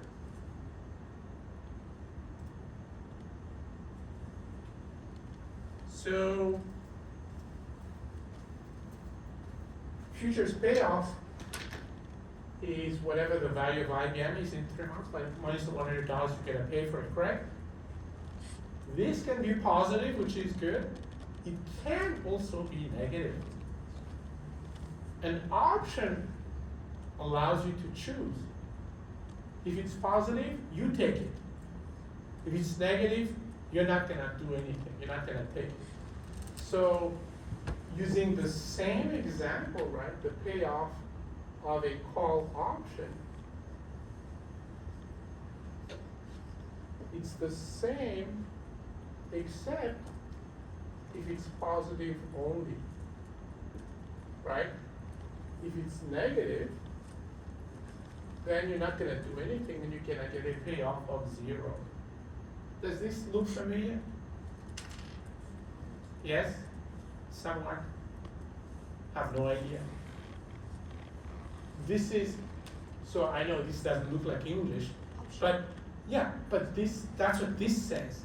This says if the difference, if this payoff is positive, you exercise the option, you exercise the right to buy IBM at 100. When this is positive, in English, this is positive when the actual price of IBM is above $100. You only pay $100 for it, you pocket the difference, right? But what happens if this is negative? The stock price, I don't know what happened, but IBM stock price somehow went below $100. So if you use your right to buy IBM at $100, you would be losing money. But because it's an option, you do not have to use it. Stay put. Well, the wrong choice of word. Don't do anything. So if you don't do anything, your payoff is 0. Do we all understand this? Right? That's the meaning of this writing here. Does not look like English, but that's what it says. Right? So it's a long futures position is very similar to a call position, but with some very drastic differences. With a drastic difference, which is that a futures contract is an obligation. You have to do it, even though you lose money. Like maybe the stock price of IBM is 50, but you have to buy it at 100. You lose $50. Instead, if you have a call option, you don't have to do anything if the actual stock price is 50, right? Questions about that? So a lot of the combinations that you have to consider comes from knowing these payouts, right? So obviously, for example, maybe I should not say that. The point is we concluded that if we want to manage risk on IBM position, one solution is to short a futures contract, right? Well, guess what? We found another solution, right? Short call option. Because the payoff looks very similar, correct? Questions about that? Yeah? Professor, in case of the option that we not execute, then our payoff gonna be 0, but we also have to lose the money that we paid. for Yeah, contract. that's right, right? But you have to look at it in an optimistic way, meaning that your loss is limited to what you paid for the option, right? Because options are very cheap. I don't know if you guys know, they're very cheap. Like, if the stock is worth $100, the option is worth, I don't know, 10 cents or something like that, right? So, they're very cheap. That's what makes them dangerous, right? They're cheap, so people will overdo it because, oh, I can make as much money. Let me put it this way. If you have $200 and you buy one share of IBM and the IBM share goes up by $2, right? Then you're gonna make let's say IBM is 100 today and you make $2, your return is 2%, right? But if you use the same amount of money and instead of buying shares of IBM, you buy call options on IBM, because each call option is so cheap, your percentage return is actually very, very high. We'll talk about that some more. And that makes it dangerous, because it's very attractive. Depends. How dangerous? Let me give you an example. Let's take this, right? Now, this is in 3 months. What are the chances that in 3 months, IBM stock price is actually 0? Give me a ballpark number. Don't be shy. Essentially 0. 0. Are there some positive chances that IBM stock price would be below 100 in 3 months? Depends what it is Yes, now. it's positive. There's some positive chance. You guys see the point. And when that happens, this is worthless, right? If you have a position like this, you're not gonna wanna pay $100 when the actual stock price is below $100. So your call option is worthless. You guys see that? In English, there's 0 chance that you lose all of your money if you invest in stocks, but if you invest in any derivatives on that stock, there's a lot of chance that your money, the whole money is gone. All of it, right? So keep that in mind when you think of your investment.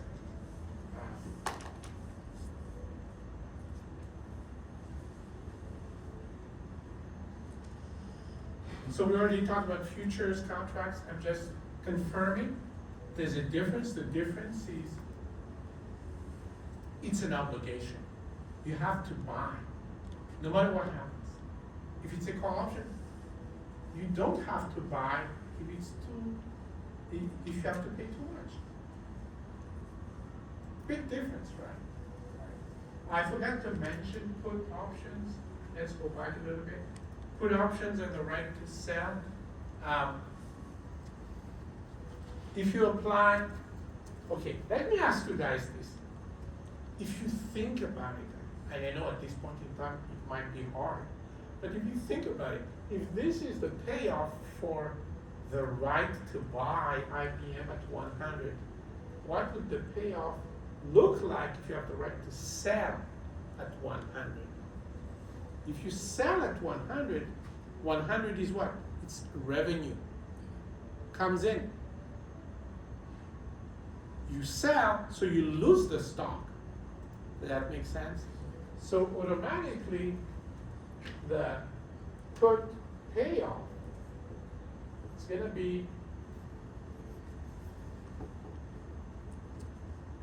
look almost the same as the one for call options, except it's gonna be 100 minus the IBM. Correct? Right? So what is the correlation between the put option and the underlying stock? No, but look at the signs. P and this is minus S. So what is the correlation? Positive or negative? Negative. Negative. A put option is a natural insurance policy on equity. In fact, insurance policies are put options, right? In their very basic forms, right? So, would it make sense to include in a portfolio? Yeah, absolutely.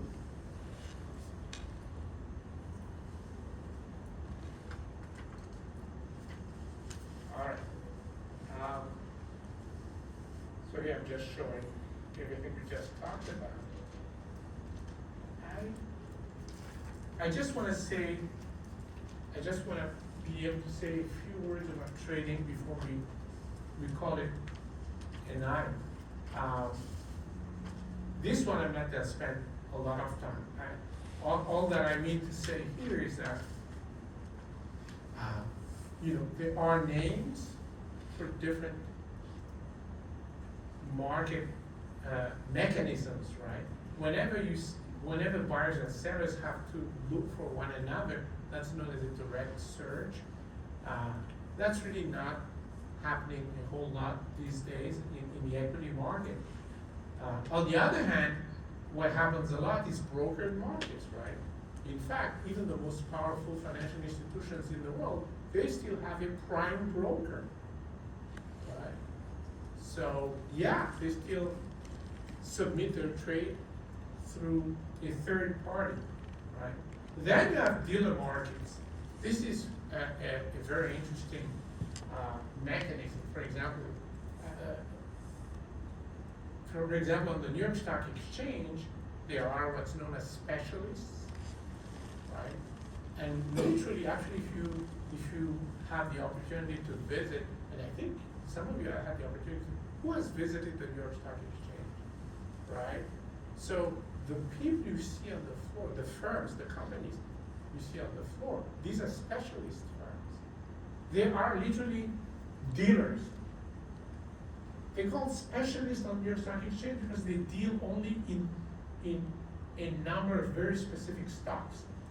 They're not allowed to deal with every stocks on the New York Stock Exchange, right? So for example, there's a specific dealer for IBM stock, whatever that firm is on the floor, right? And what they do is they want to have IBM shares to be sold if there's buyers, and if there's sellers, they have to be able to buy. That's what's known as making a market. Why? Well, because the whole idea is to reduce volatility of price.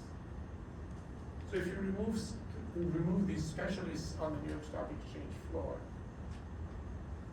what happens? Well, let's say we want to buy, but there's very few sellers. If there's very few sellers, we're gonna have to pay a very high price to convince these sellers to sell. Does that make sense? But if there's a specialist, we don't have to pay that much because their job, by the way, that's the point. Their job is to make sure that we don't pay so much. Their job is to minimize volatility. That's why I'm talking to you about literally risk management personified right there. Now, do not worry for them. They are well paid. For example, as dealers, you guys know about bid and ask. We'll talk about that probably not today. But any financial asset, right, has two prices, especially when it's quoted by a dealer, right? So you and I face two prices. There's the buying price, it's a higher price, and there's the selling price for us, which is a lower price. Both prices are quoted by the same dealer, meaning the dealer pockets the difference. Do we understand this? Right. That's the way it is. They have the right to do it. It's not illegal for them to do it because they do render a service, which is what I just told you. They make the shares available to us when we need them, and when we need to sell, they make buying available. Right. In exchange, they are allowed to capture the spread. Right. They literally sell high and buy low. Right? And that's part of the contract between us and dealers. You do that job and we give you that spread. Quick question for you guys, just making sure you're aware. Would it ever make sense to buy IBM stock and immediately sell it? It's gonna cost you money. Because you remember that spread? It's not likely to have changed by much. So why would you buy at this price and then sell it immediately at this price? Yeah. It's a sure way of losing money. Right? Don't do it. That's all I'm saying. All right. So this is just, so typically in the stock market, the lower price is known as the bid price, as in that's what the dealer is bidding for your share. If you're gonna sell your share, you're gonna sell at the low bid price, right? And then ask price is what the dealer is asking if they have to sell it to you. So if we buy, we pay the higher ask price. The difference between ask and bid, ask minus bid, is known as the spread. Right?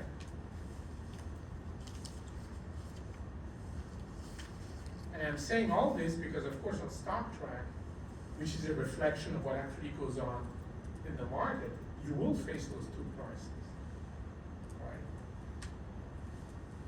Right? And I need to be able to tell you just about these types of orders. Some of it is going to be confusing, so you don't need to necessarily use all of it right away. But let me mention, at the very least, that a regular order, like I want to buy IBM at whatever the market price is right now, or I want to sell IBM at whatever the market price is, whatever the price that's quoted, right? These orders are known as market orders because you're not specifying any specific price. You just say, I want to buy at whatever the price is, right? Right. By the way, whatever the price you see on your screen, is it guaranteed that if you buy, that's what you're gonna pay? No. The difference is known as slippage, another source of risk. Welcome to the world. Right? And of course, that's gonna hit you in the, when it comes to returns, right? You end up paying more than what you thought you're gonna pay. Same thing when you sell. I said you're gonna sell at the lower price, right? The bid price. But are you even guaranteed that you're gonna be able to sell that price? No. Sometimes you end up selling at a lower price, right? Slippage once again. Right? So it's something that you have to take into account. So nowadays, when people buy or sell very large quantities, right? See, obviously, when you buy a lot, like a gazillion shares of IBM, right? Then you're gonna have to essentially pay a lot more, right? To convince the world to sell to you. Does that make sense? So nowadays, we're actually using, actually it's been a decade at least, but we're using computers to break up your trades into smaller ones, and we sneak them in, right? And that's an example of what's known as algorithmic trading, right? Computerized trading, very helpful. If you trade big, you need that algorithm to break up your trade in such a way, right? Let's end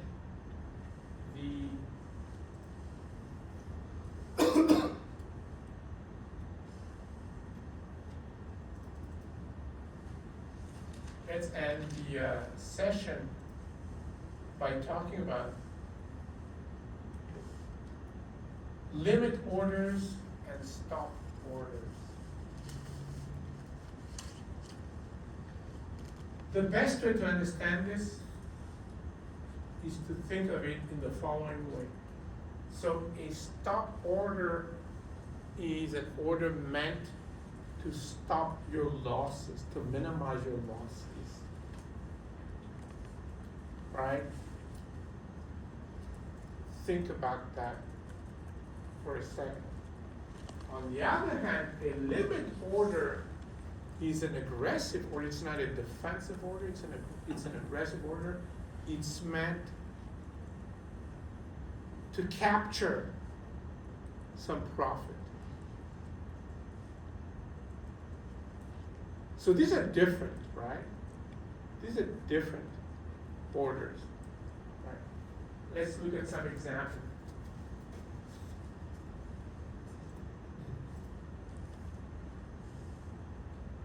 So here I'm placing a stop sell order. So this is a stop sell order at 500. And what you will notice is the price of the stock is above 500. It's like 545. By the way, this happens to be one Standard & Poor's 500 ETF. Right, remember we were talking about that? This is an example of it, right? So what am I doing here? Basically, the reason why I'm stop selling, meaning as soon as the price gets to 500, please sell. It's because I have bought. Right, so again, the stop order is a defensive order. If you have the stock, what can happen to you? The price goes down. Do you want to minimize your loss? Maybe. What's one way of minimizing your loss? Telling the computer, or the broker's computer, please, okay, it's 545 right now, but if it goes, as soon as it goes below 500, please just sell it so that I don't lose more than $45 per share. Great risk management. If somebody will buy it. Huh? If someone will buy it. They will. If they want, then unfortunately you don't get that. But that's part of the slippage we're talking about, right? Even the risk management tool we're using is risky as well, right? Nothing to be done about that. But you're right. Do we understand what a stop sell order is? Right. You want to minimize your loss. If you're holding the asset, you want to minimize the fact that the price of the assets is going down. Just make sure that that price that you stipulate when you submit the order is below the current price, because otherwise the computer will say, this is wrong. This is not a correct stop sell order. And just to make sure, once it reaches 500, you start to sell at market price, right? Yeah. And what happens, let's say it jumps back to 501? Then will it stop or already started to execute the stop? No, at once there, that's a great question. It goes. Yeah. So, what if you're the unluckiest investor in the world, is what Peter said. It went down to $4.99 and then went back up to 1,000. Welcome to the real world. Right? It's sold already. Right? Well, if you really like it that much, buy it at 1,000. But that's the idea. Right? Now.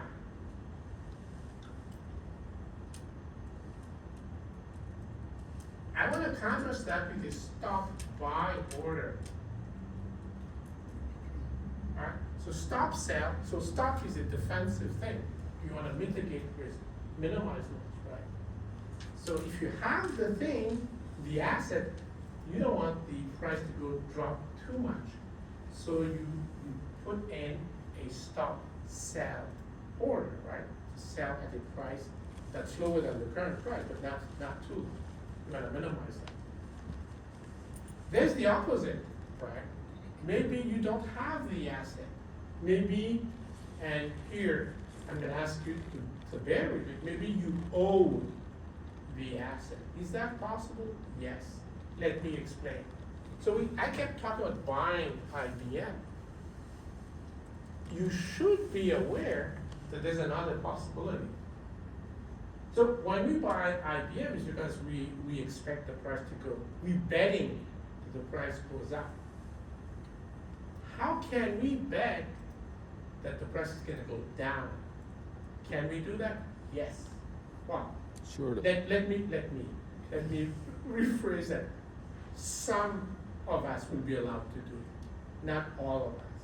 It depends on your credit level and all that. Here's how you can take advantage if you think IBM is going to go down, right? How much is IBM? Can someone, I keep telling you about it. How much is it today?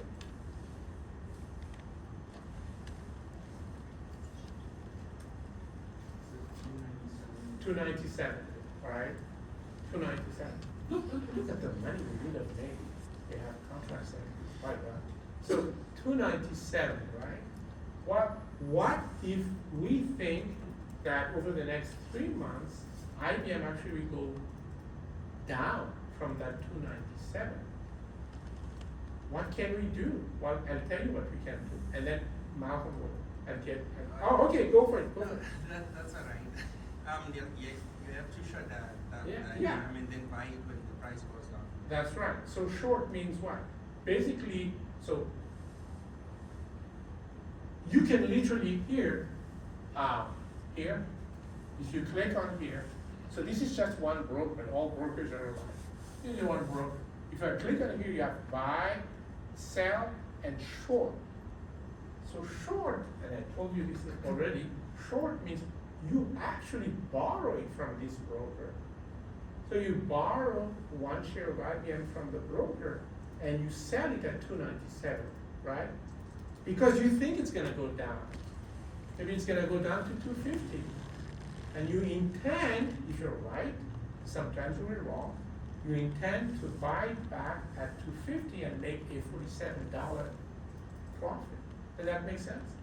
So there is that's the way of taking advantage of prices going down. So now you know in finance, you can take advantage of prices when they go up, but you can also take advantage of prices when it goes down. In reality, the only bad news in finance is not when the stock market is down. A lot of people make money when the stock market is down. Do you know why? Because a lot of people have short positions. The only real bad news in the stock market is when nothing is happening. That's it. Price is not going up and it's not going down. Right? That's the worst news in finance. Prices going down is not bad news. Anyway, so let's say that's what we did. We actually borrowed and sold Procter & Gamble, let's say at 177. Because we thought, we have 177, maybe Procter & Gamble will go down below 177. However, remember, we have to buy it back, right, to return it to the broker. And if we're wrong, the price will go above 177, not below. Does that make sense? So if it goes above 277 by, let's say 187, we already lose $10, correct? So here, let's limit our losses. And maybe we're gonna pay maximum of 200, you guys see that? So that's a stop buy order. If the price is gonna go up, okay, we're gonna lose money. But we do not wanna lose more than, what is that, $23, right? Now, having said that, remember, the broker will do their best, but we don't always get to buy at 200. Sometimes it's still higher than that. But at least it's gonna be around that. Does that make sense? Right. So another risk management position for a particular asset, right? Any questions about stop buy and stop sell orders? By the way, Stock Track does allow you to put in these orders. Questions about it? Yeah? I have a question about stock track account. Okay. May we choose the username for our group account? Yeah. The group name? Absolutely, absolutely. So the question is, can you choose any name for your Stock Track account? Absolutely. Right. All right, let's end the session with the other possibility. Maybe we're not so defensive, maybe we're optimistic. We want to make sure we capture some profit. And again, these orders are available as well on Stock Track. What are these orders? We're talking about limit orders. So let's start with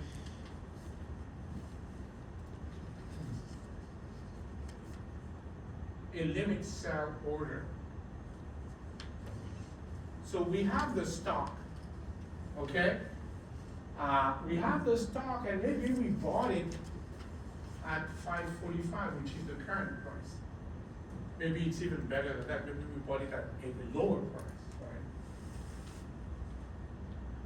And we want to make sure that as soon as the price goes up, that we capture some profit. We want to lock in some profit.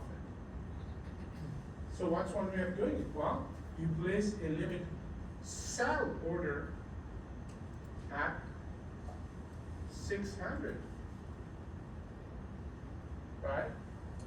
So that you're gonna lock in some almost like $55, right, per share. Does that make sense? Of course, when we sell, try to sell at 600, sometimes we're not lucky, right? There's slippage. So some of the shares are sold at 600 and then the price starts going down. It's too late to do anything. It's gonna be sold anyway. But you've locked in some profit. Questions about it? So the last one is something that you guys have guessed. Right, which is a limit buy, right here. So again, remember, you buy in this, when we talk about stop and limit, you buy because you have a short position, right? The difference is that you have a short position, and when you do a stop buy, you wanna make sure you don't pay too much in order to be able to return the stock to the broker, correct? Here, it's the other way around. you're not worried, well, maybe you are, and you already have a stop order, but you can also have a limit by order where you bet that the price is gonna go from 177 to something lower. And here you're saying, hey, if it does hit 100, as soon as it hits 100, let's buy it back. So you're trying to lock in how much profit? $77.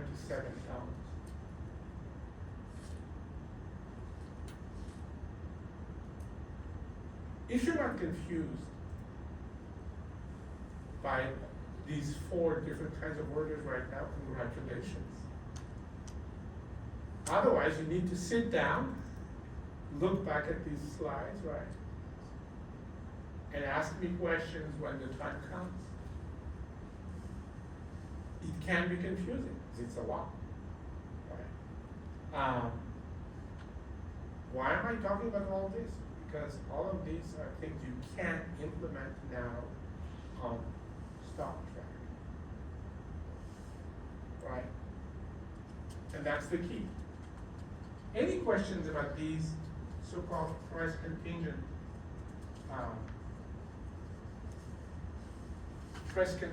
orders? So just to be sure, stop loss order is the same as a stop sell order, right? Stop, yeah. Okay. A lot of people call it stop loss, but it's a stop sell, absolutely. Right? So we've gone over stop loss and stop sell and limit sell. Both are put in as positions because you have the asset, right? But the stop sell is a risk management stance.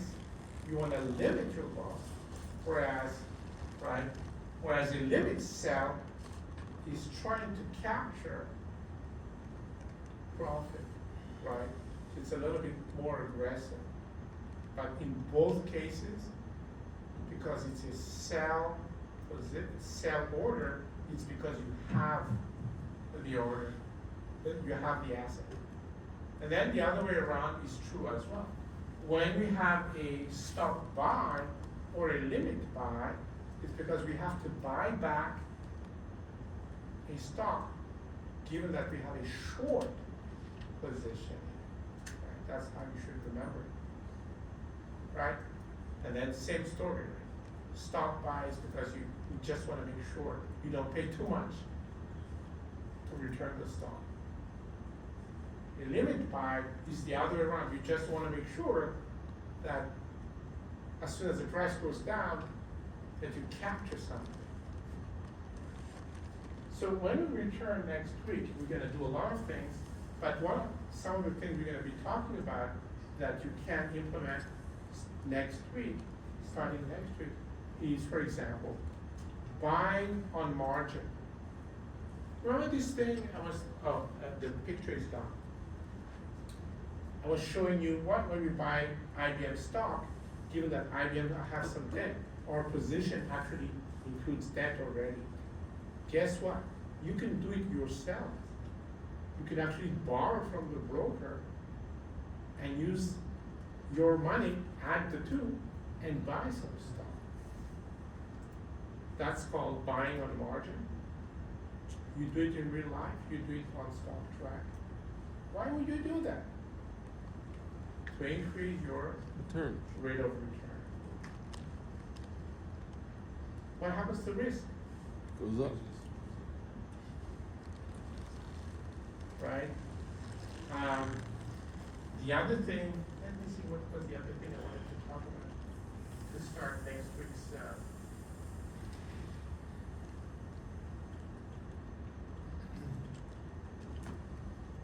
Short. We kept talking about shorting. We know the basics now, right? Essentially, we borrow something from the broker and we sell it with the intent to buy it back. But life is never that easy. there's more details. Let's talk about it next week. All right, folks? So if you have any questions between now and next week, especially when you try to create your portfolio and all that, just shoot me an email and we'll start with that. Right?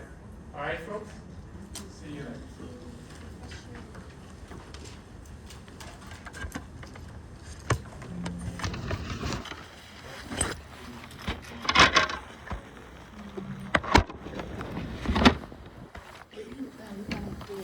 An account and then give the password and user to everyone so that everyone can access to them. And this week we're gonna have like different